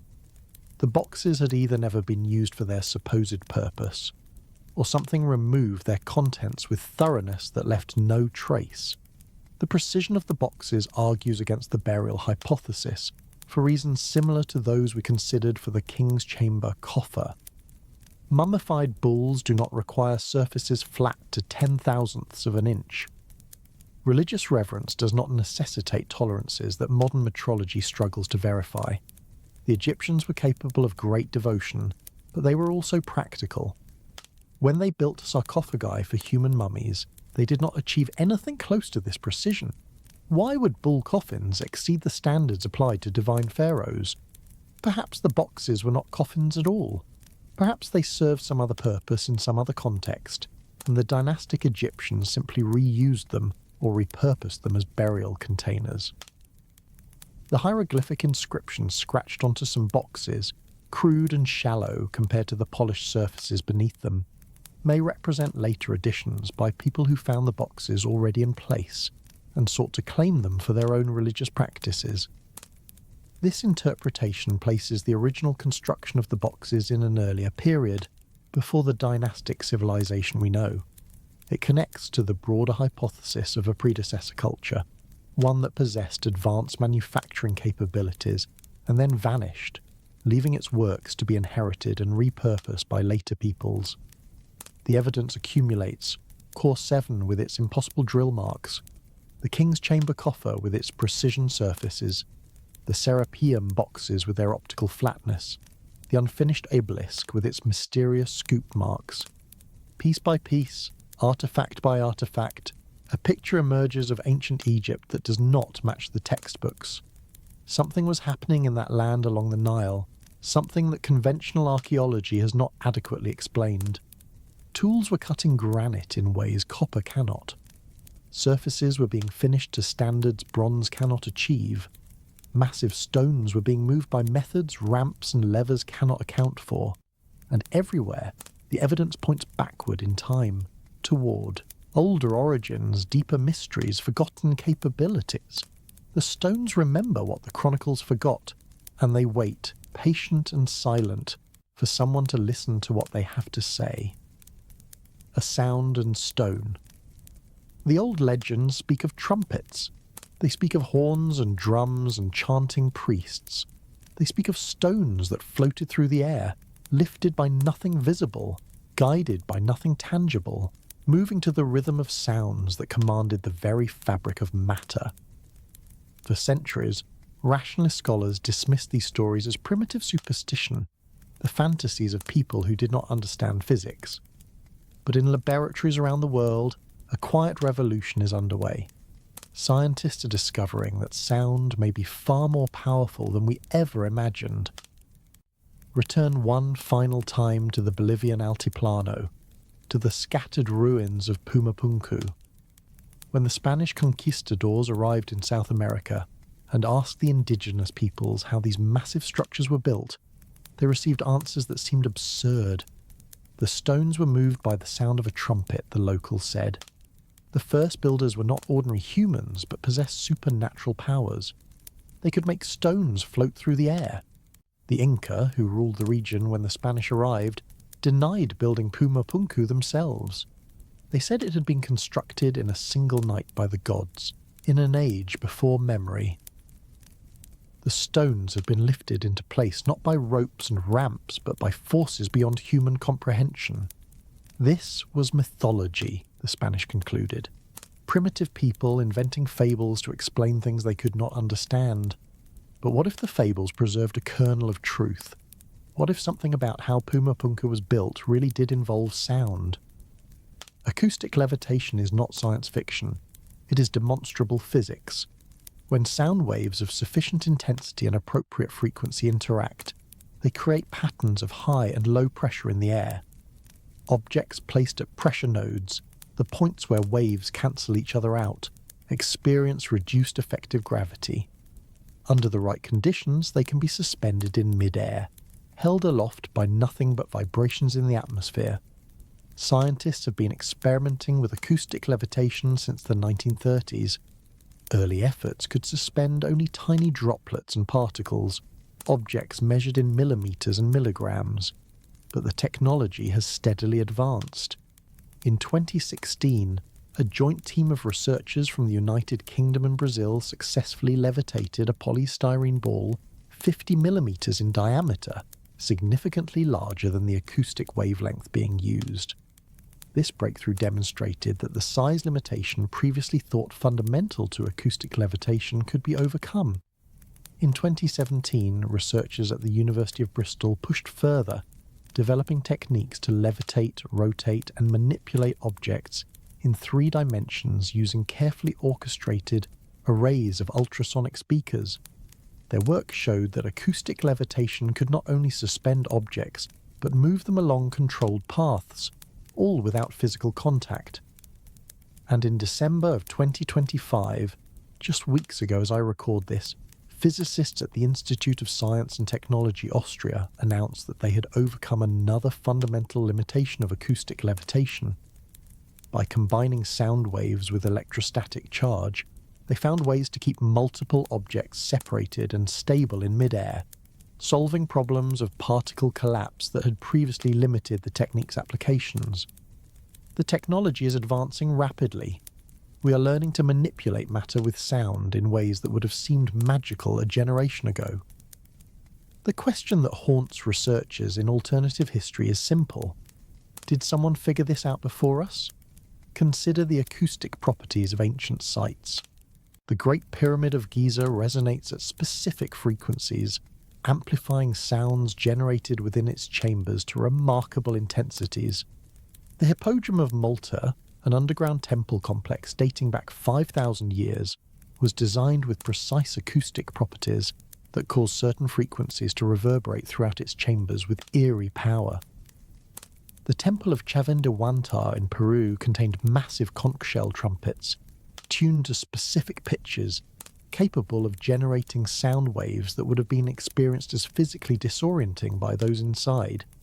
These are not coincidences. Ancient builders understood acoustics at a sophisticated level. They designed spaces to manipulate sound in specific ways.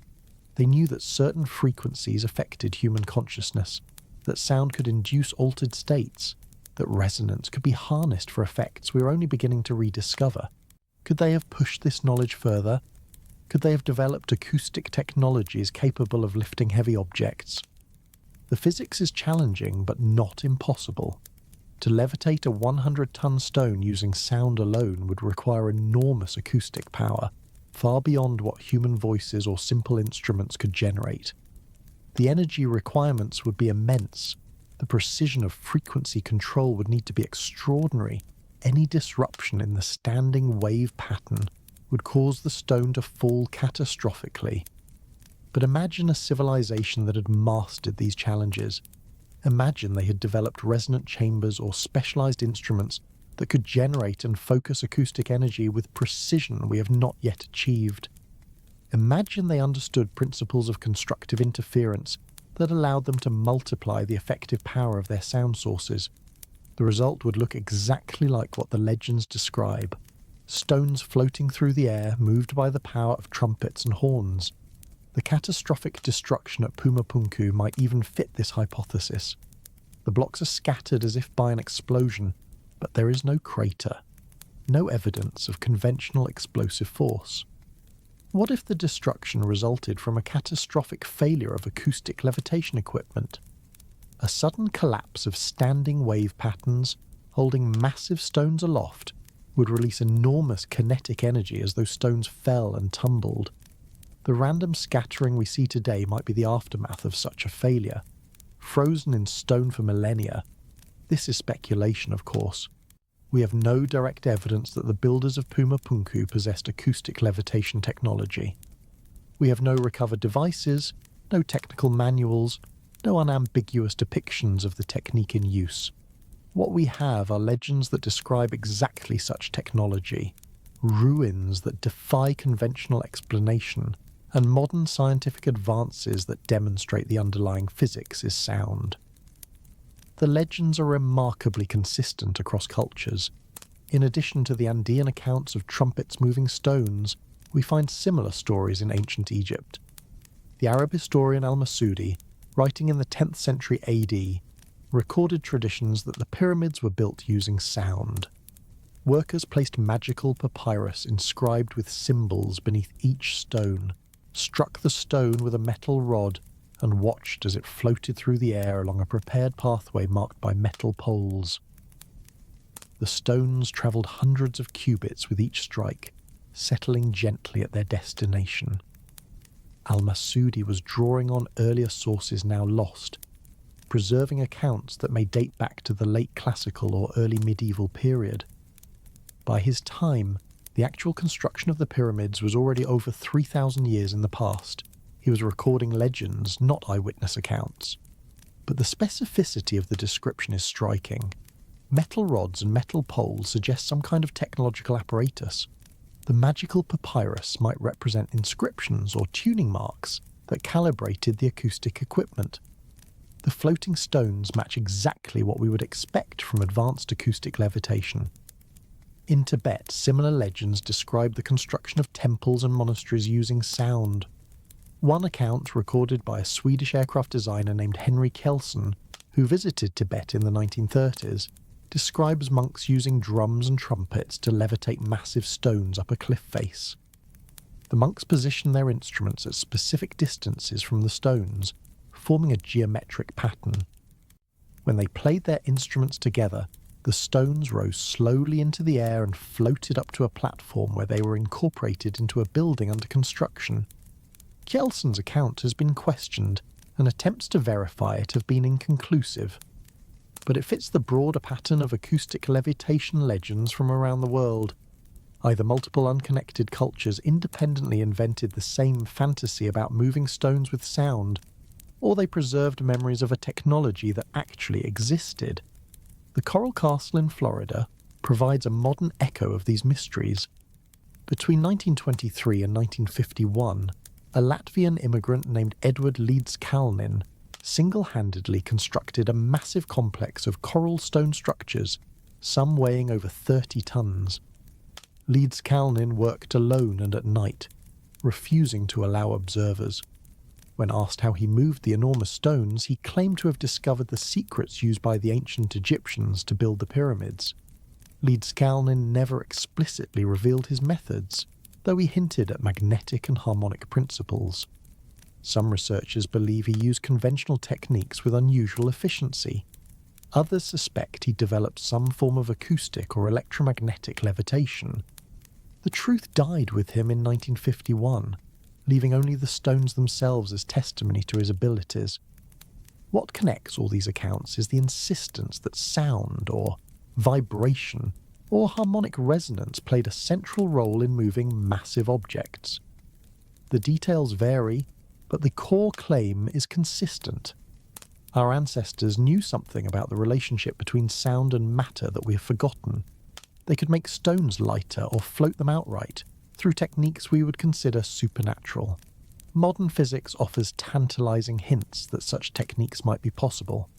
Beyond acoustic levitation, researchers have explored magnetic levitation, electrostatic levitation, and various exotic proposals involving gravitational manipulation. None of these has yet achieved the capability to lift 100-ton stones, but none has been conclusively ruled out as impossible. The universe is stranger than we know. Quantum mechanics reveals that matter and energy are interchangeable, that particles can exist in multiple states simultaneously, that observation affects physical outcomes in ways that defy classical intuition. If the fundamental nature of reality is so much weirder than everyday experience suggests, who can say with certainty what technologies might be possible? Perhaps the ancient builders discovered principles we have not yet rediscovered. Perhaps they learned to tap into aspects of physics that modern science has overlooked or dismissed. Perhaps the legends of floating stones are not fantasies, but fragmentary memories of capabilities that were lost when the civilizations that possessed them were destroyed. The destruction of Puma Punku remains unexplained. The scattering of its blocks suggests violence on a massive scale. If the site was built using acoustic levitation, and if that technology failed catastrophically, the result might look exactly like what we see today. Stones hurled in all directions by the sudden release of enormous potential energy. A construction system that worked perfectly until something went wrong, and then went wrong all at once. We cannot prove this hypothesis, but we cannot disprove it either. The stones lie where they fell, silent witnesses to whatever happened here. The legends persist, repeated by generations who saw the ruins and struggled to explain them.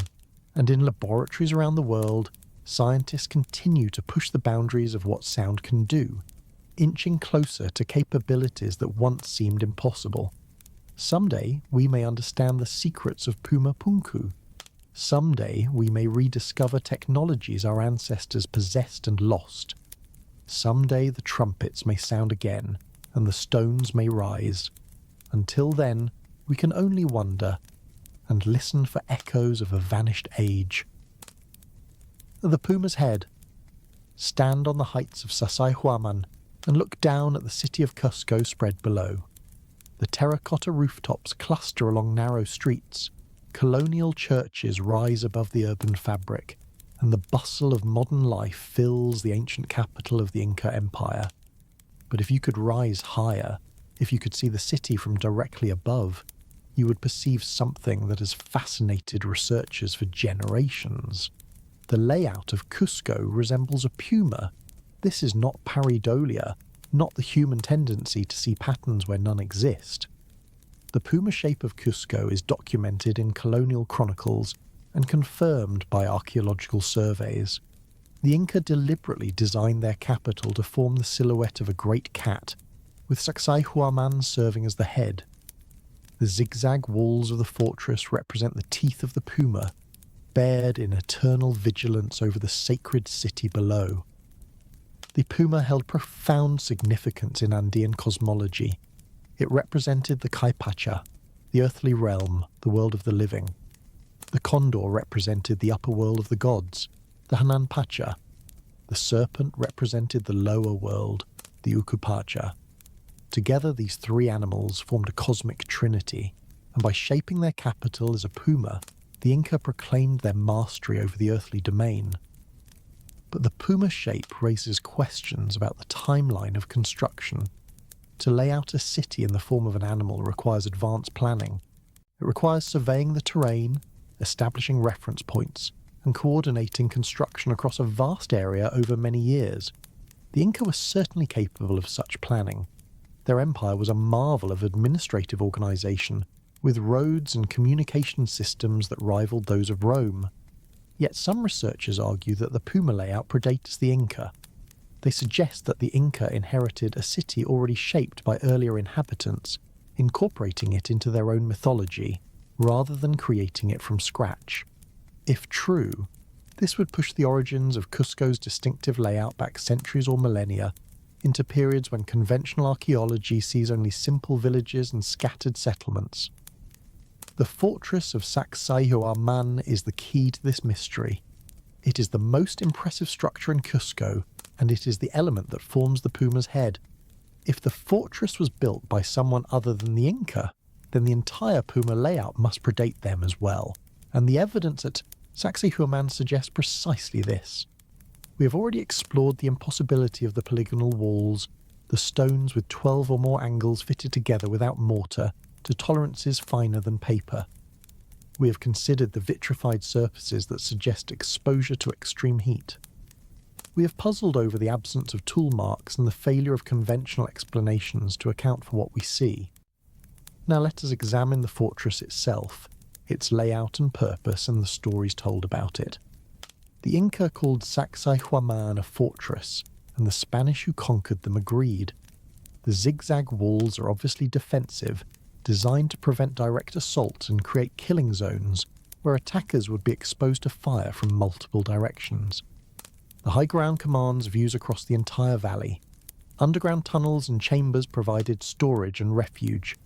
In the siege of Cusco in 1536, the fortress proved its military value when Inca forces held it against Spanish attackers for months. But other aspects of Sacsayhuaman suggest purposes beyond warfare. The site included towers, temples, and ceremonial spaces that have since been destroyed or dismantled. The largest tower, called Muyukmaka, was circular and contained multiple levels, possibly serving astronomical or religious functions. The esplanade in front of the walls hosted the Inti Raymi, the festival of the sun, one of the most important ceremonies in the Inca calendar. Spanish chroniclers described Sacsayhuaman as containing fabulous treasures, golden statues, and elaborate decorations that were stripped and melted down after the conquest. They also described features that no longer exist, including walls and buildings in the upper sections of the complex that were systematically dismantled to provide construction material for colonial Cusco. The massive stones of the lower walls survived only because they were too large to move. Everything that could be taken was taken. This destruction has erased much of what we might have learned about Sacsayhuaman's original function.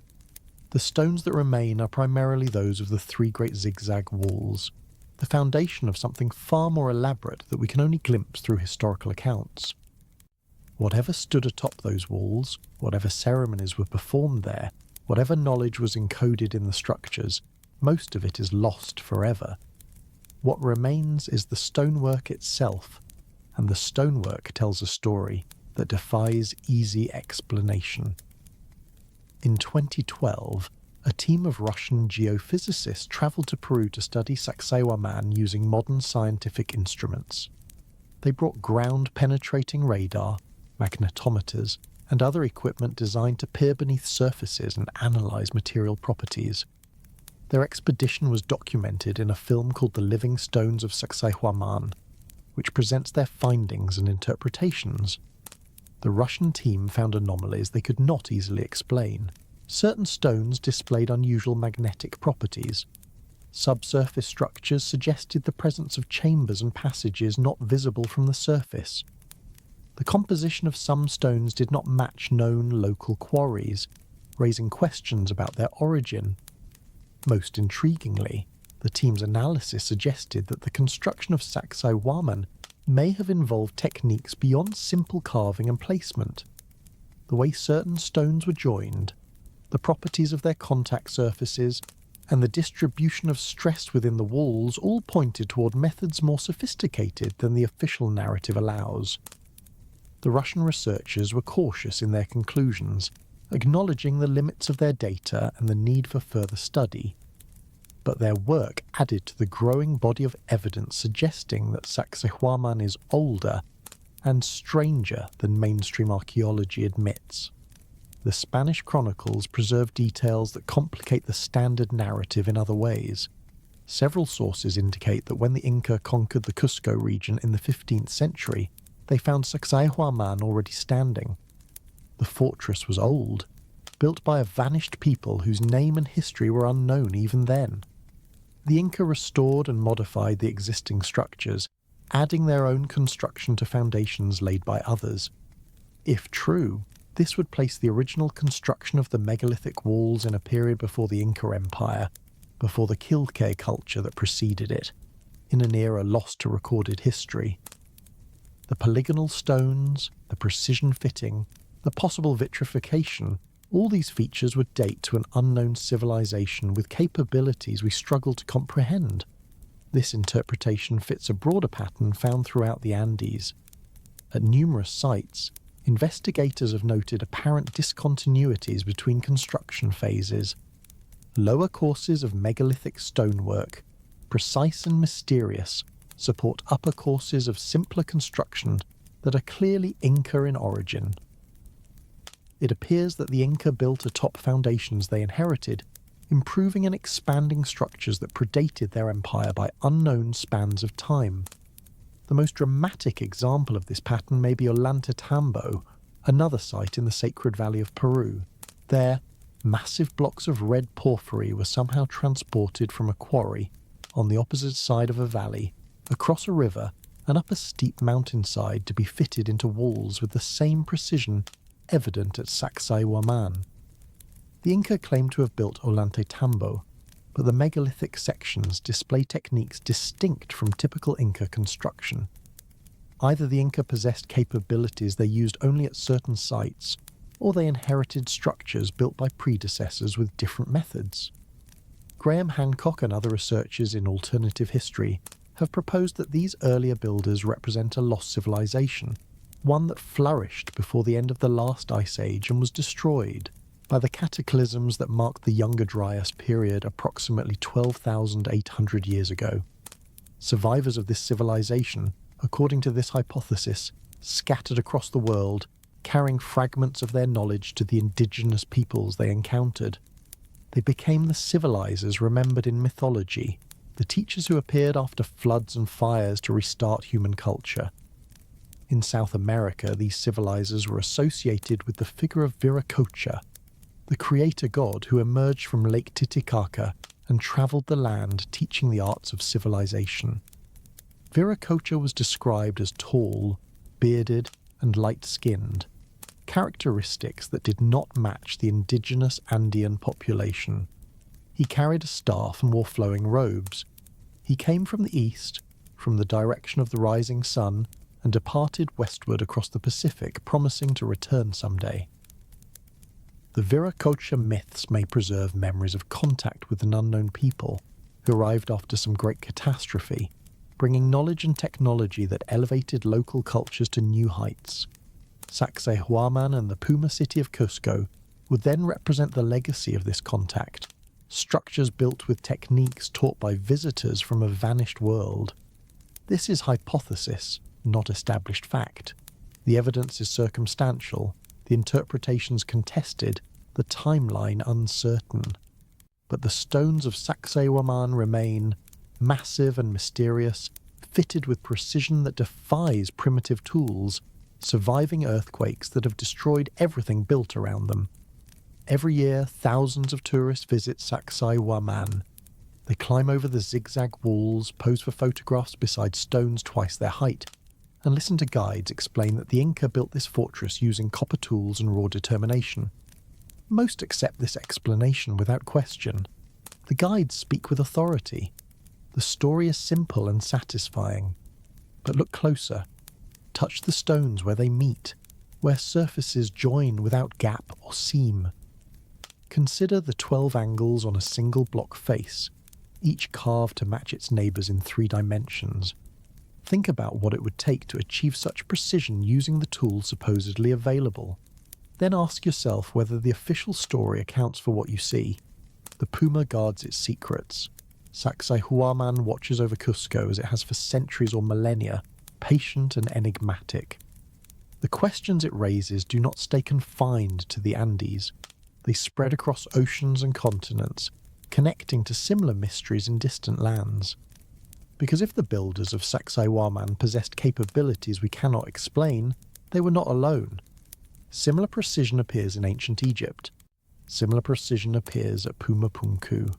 Similar stonework, similar techniques, similar impossibilities are scattered around the globe, as if following some template written in a language we have forgotten.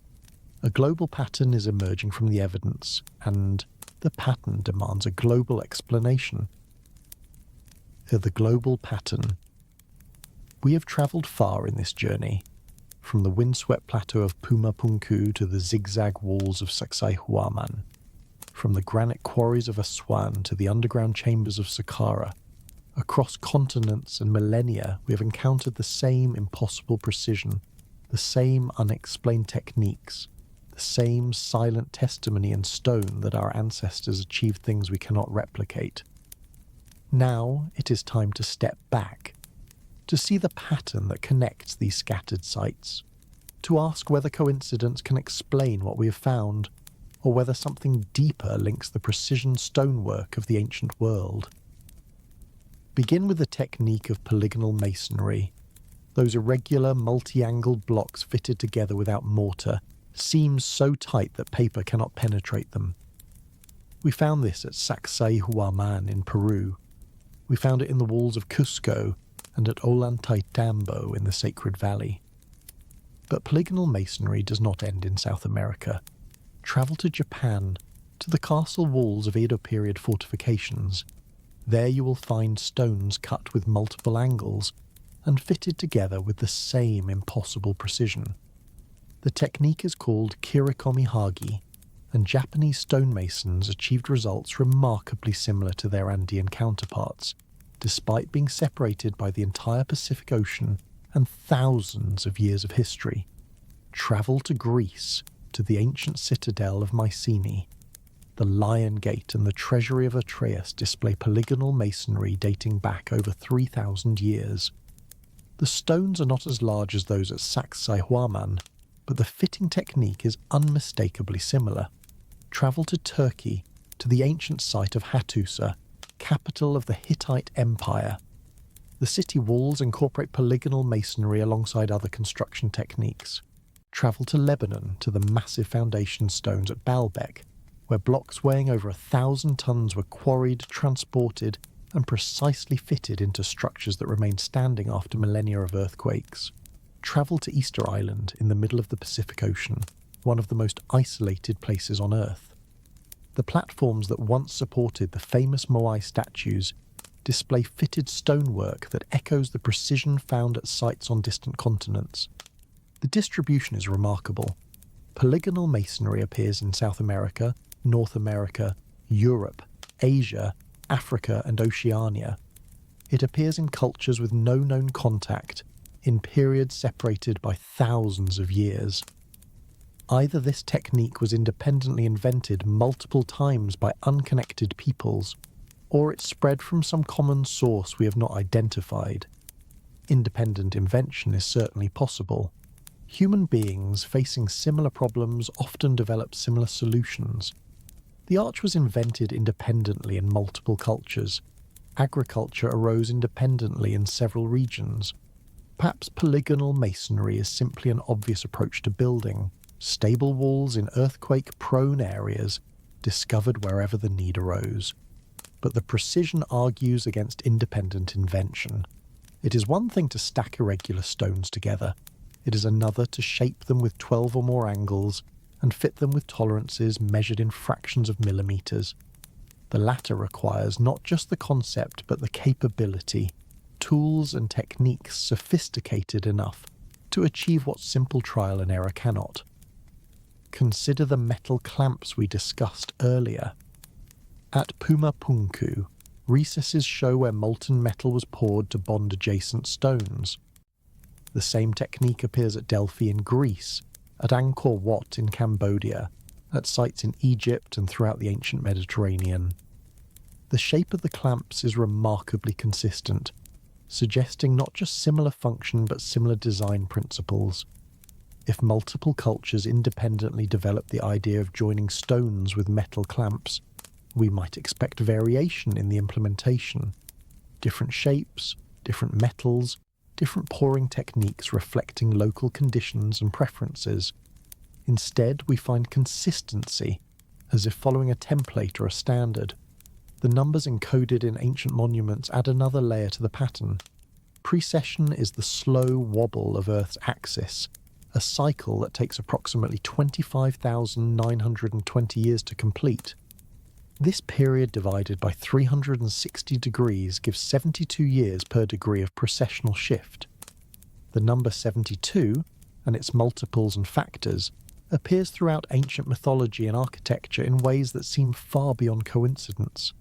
In Egyptian myth, Osiris was killed by a conspiracy of 72 plotters. In Hindu cosmology, the great cycles of time involve multiples of 72. In Norse mythology, Valhalla has 540 doors, which is 72 times 7.5. The Maya calendar incorporates precessional numbers, so do the dimensions of the Great Pyramid, which encodes not only pi, but relationships to precession that should not appear in a tomb built by people supposedly ignorant of such astronomical subtleties. Graham Hancock has documented dozens of these correspondences in his books, arguing that they represent a deliberate encoding of astronomical knowledge passed down from a lost civilization. The builders of the ancient monuments, in this view, understood precession and embedded references to it in their structures as a message to future generations who might decode their meaning. This hypothesis is controversial. Skeptics argue that with enough monuments and enough numbers, coincidental patterns will inevitably appear. They accuse Hancock and similar researchers of cherry-picking data that supports their conclusions while ignoring contradictory evidence. The debate continues, unresolved and perhaps unresolvable with current data. But the precision stonework does not depend on numerical arguments. It exists physically, measurably, undeniably. The drill cores with their impossible feed rates, the granite boxes with their optical flatness, the polygonal walls with their hairline joints, these are not interpretations subject to scholarly dispute. They are artifacts that can be examined, measured, and verified by anyone with the appropriate instruments. The conventional explanation for these artifacts invokes patient craftsmanship over long periods, using simple tools with extraordinary skill. Given enough time and enough workers, the argument goes, almost anything is achievable. The pyramids were built by 20,000 workers over 20 years. Sacsayhuaman was built by 30,000 workers over 60 years. The precision we admire is simply the result of dedication we can barely imagine. This explanation has merit. Human beings are capable of remarkable things when motivated and organized. The medieval cathedrals of Europe took generations to build, with craftsmen devoting entire lives to projects they would never see completed. The ancient world was not lacking in ambition or patience, but the explanation fails on specific technical grounds. Copper cannot cut granite, no matter how patient the craftsman. Pounding with stone hammers cannot produce surfaces flat to 10,000ths of an inch.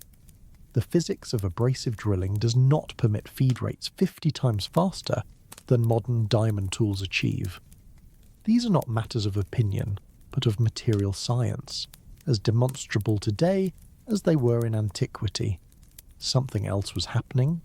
Some capability existed that we have not identified, whether lost technology, unknown techniques, or processes we cannot imagine. The ancient builders possessed methods that exceeded what we attribute to them. The global distribution of precision stonework suggests that whatever this capability was, it was not confined to a single culture or region. It appeared in Egypt and Peru, in Bolivia and Japan, in Greece and Turkey and Lebanon. It appeared in some of the most ancient constructions known and persisted, in degraded form, into historical periods. and then it vanished, leaving only the stones themselves as evidence. The Younger Dryas impact hypothesis provides a possible explanation for this pattern. Approximately 12,800 years ago, according to growing scientific evidence, Earth was struck by fragments of a disintegrating comet. The impacts triggered catastrophic fires across much of the northern hemisphere, killed off the megafauna that had dominated for millions of years, and plunged the planet into a 1,000-year cold snap that devastated human populations. If an advanced civilization existed before this catastrophe, it would have been destroyed. Its cities would have been burned, flooded, or buried. Its population would have been decimated. The survivors would have scattered, carrying fragments of knowledge but lacking the infrastructure to maintain complex technologies. Over millennia, these survivors and their descendants might have preserved certain techniques while losing others. They might have built structures that echoed the precision of their ancestors without achieving identical results. They might have passed down myths and legends about the great civilization that preceded them, stories that would eventually become the flood myths and civilizer legends found in cultures around the world. The precision stonework we observe today might represent the highest achievements of this post-catastrophe rebuilding. Sites like Pumapunku and the Giza Plateau might have been constructed by people who still retained significant capabilities, knowledge preserved from before the cataclysm. Later sites, like the Inca constructions built atop earlier foundations, might represent further degradation, cultures working with inherited structures they could not replicate. This hypothesis is speculative, the evidence is circumstantial, but it accounts for patterns that conventional archaeology struggles to explain.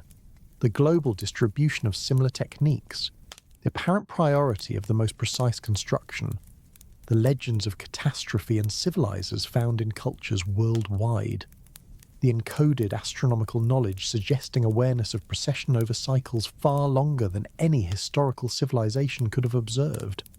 The stones cannot tell us their full story. Too much has been lost, destroyed, or buried by the passage of time, but they whisper hints of something vast and ancient, a chapter of human history that predates our records and exceeds our assumptions. We stand at a peculiar moment. Our technology has advanced to the point where we can recognize the sophistication of ancient achievements, measure their precision with instruments our ancestors could not have imagined. Yet we remain unable to explain how those achievements were accomplished. We can document the impossibility but cannot resolve it. Perhaps future discoveries will provide answers. Archaeological excavations may uncover workshops or tools that clarify ancient methods. Scientific advances may reveal principles that make sense of what now seems inexplicable. Or perhaps the mystery will deepen as each new discovery raises more questions than it answers. The global pattern exists. The precision is real. The conventional explanations are inadequate. These facts stand regardless of what theories we construct to account for them, and they connect ultimately to the deepest questions we can ask. Who were we before history began? What did we know before we forgot? What heights did we reach before we fell? The stones remember, and if we listen carefully enough, they may yet share their secrets. Or what the stones remember. Let the numbers fade.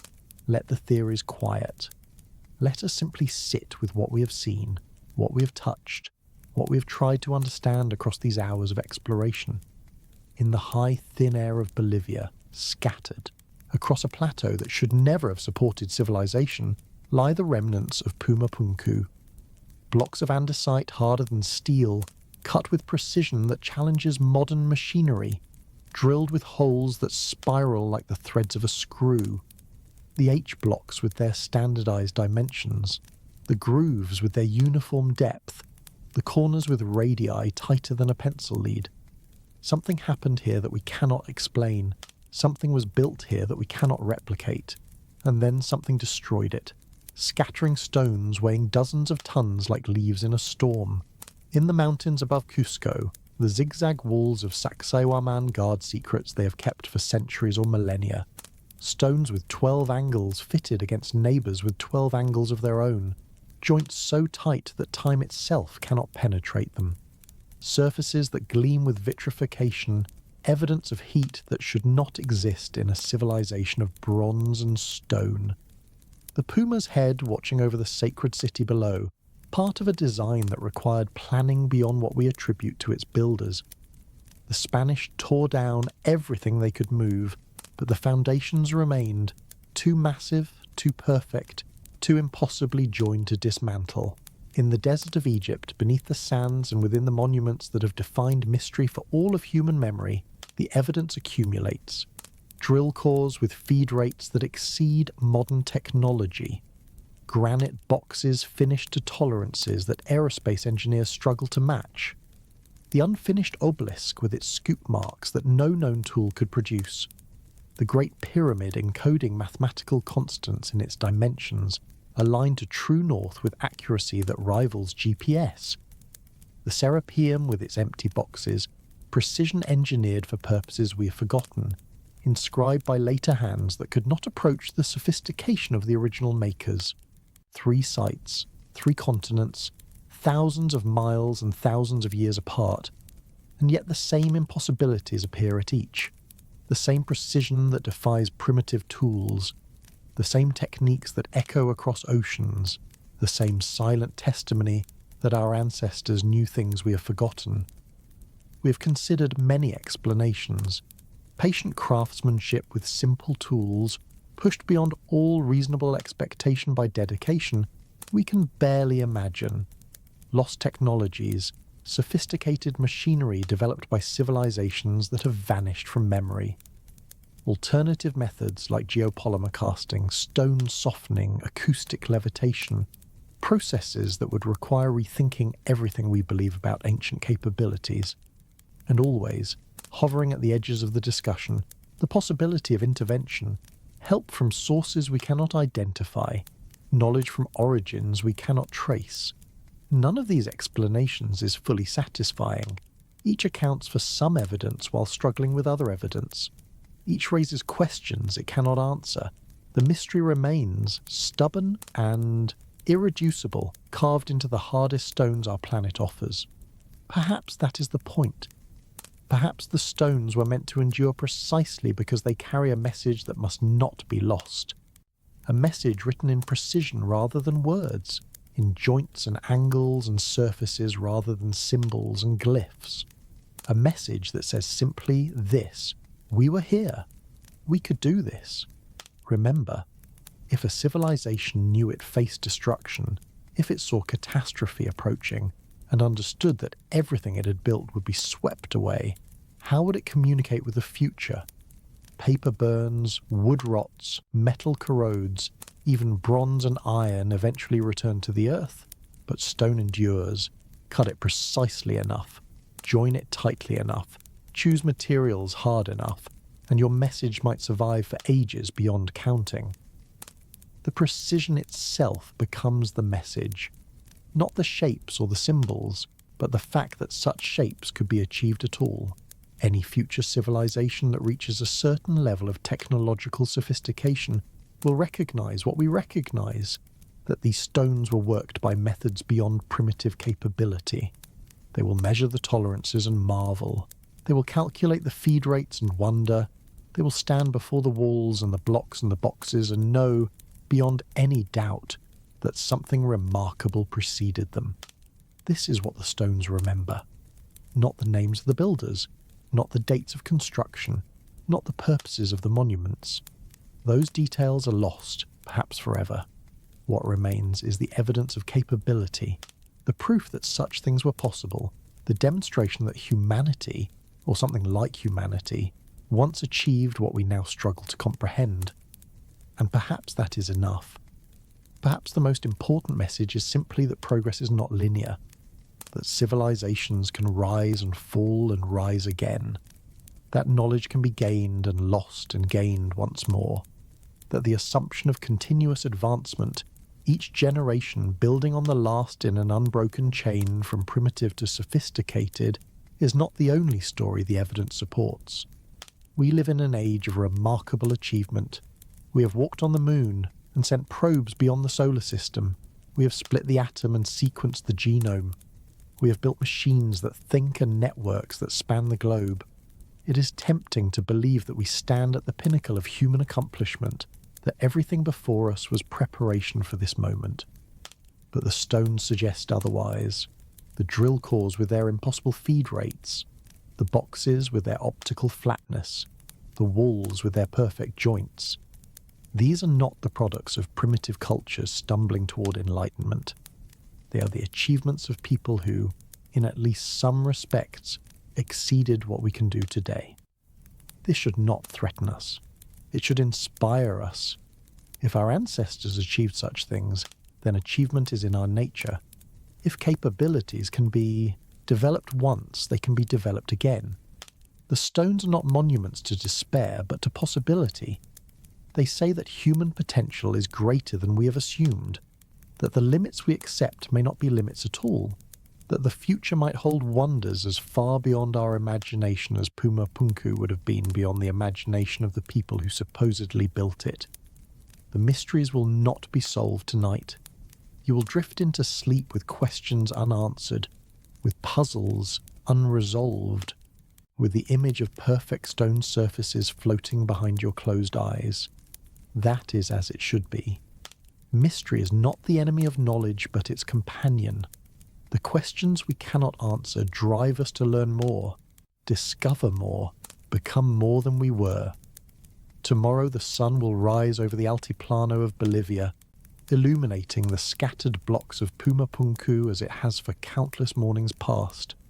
It will climb the mountains of Peru and gild the zigzag walls of Sacsayhuaman, warming stones that have stood since before recorded history began. It will cross the Atlantic and paint the pyramids of Giza in shades of gold and rose, casting shadows from monuments that have watched over the desert for millennia. And in that light, the stones will keep their vigil, patient, silent, waiting for someone to finally understand what they have been trying to tell us all along. We have come so far together, you and I, through ancient quarries and underground chambers, across oceans of time and space, into the heart of mysteries that have fascinated humanity for generations. Thank you for travelling with me. Thank you for listening, for wondering, for allowing yourself to question what you thought you knew. If this journey has resonated with you, consider subscribing to join future explorations. Leave a like if you found value in these hours we've shared, and in the comments, share your thoughts. What questions do these stones raise for you? What explanations seem most compelling? What mysteries would you like to explore next? The universe is vast and strange, filled with wonders we've barely begun to discover. Some of those wonders lie in the depths of space, in galaxies billions of light years away, but others lie much closer, in the stones beneath our feet, in the monuments our ancestors left behind, in the evidence of capabilities we have forgotten how to exercise. There is so much still to learn, so many questions still to ask, so many mysteries still to unravel. Until next time, rest well.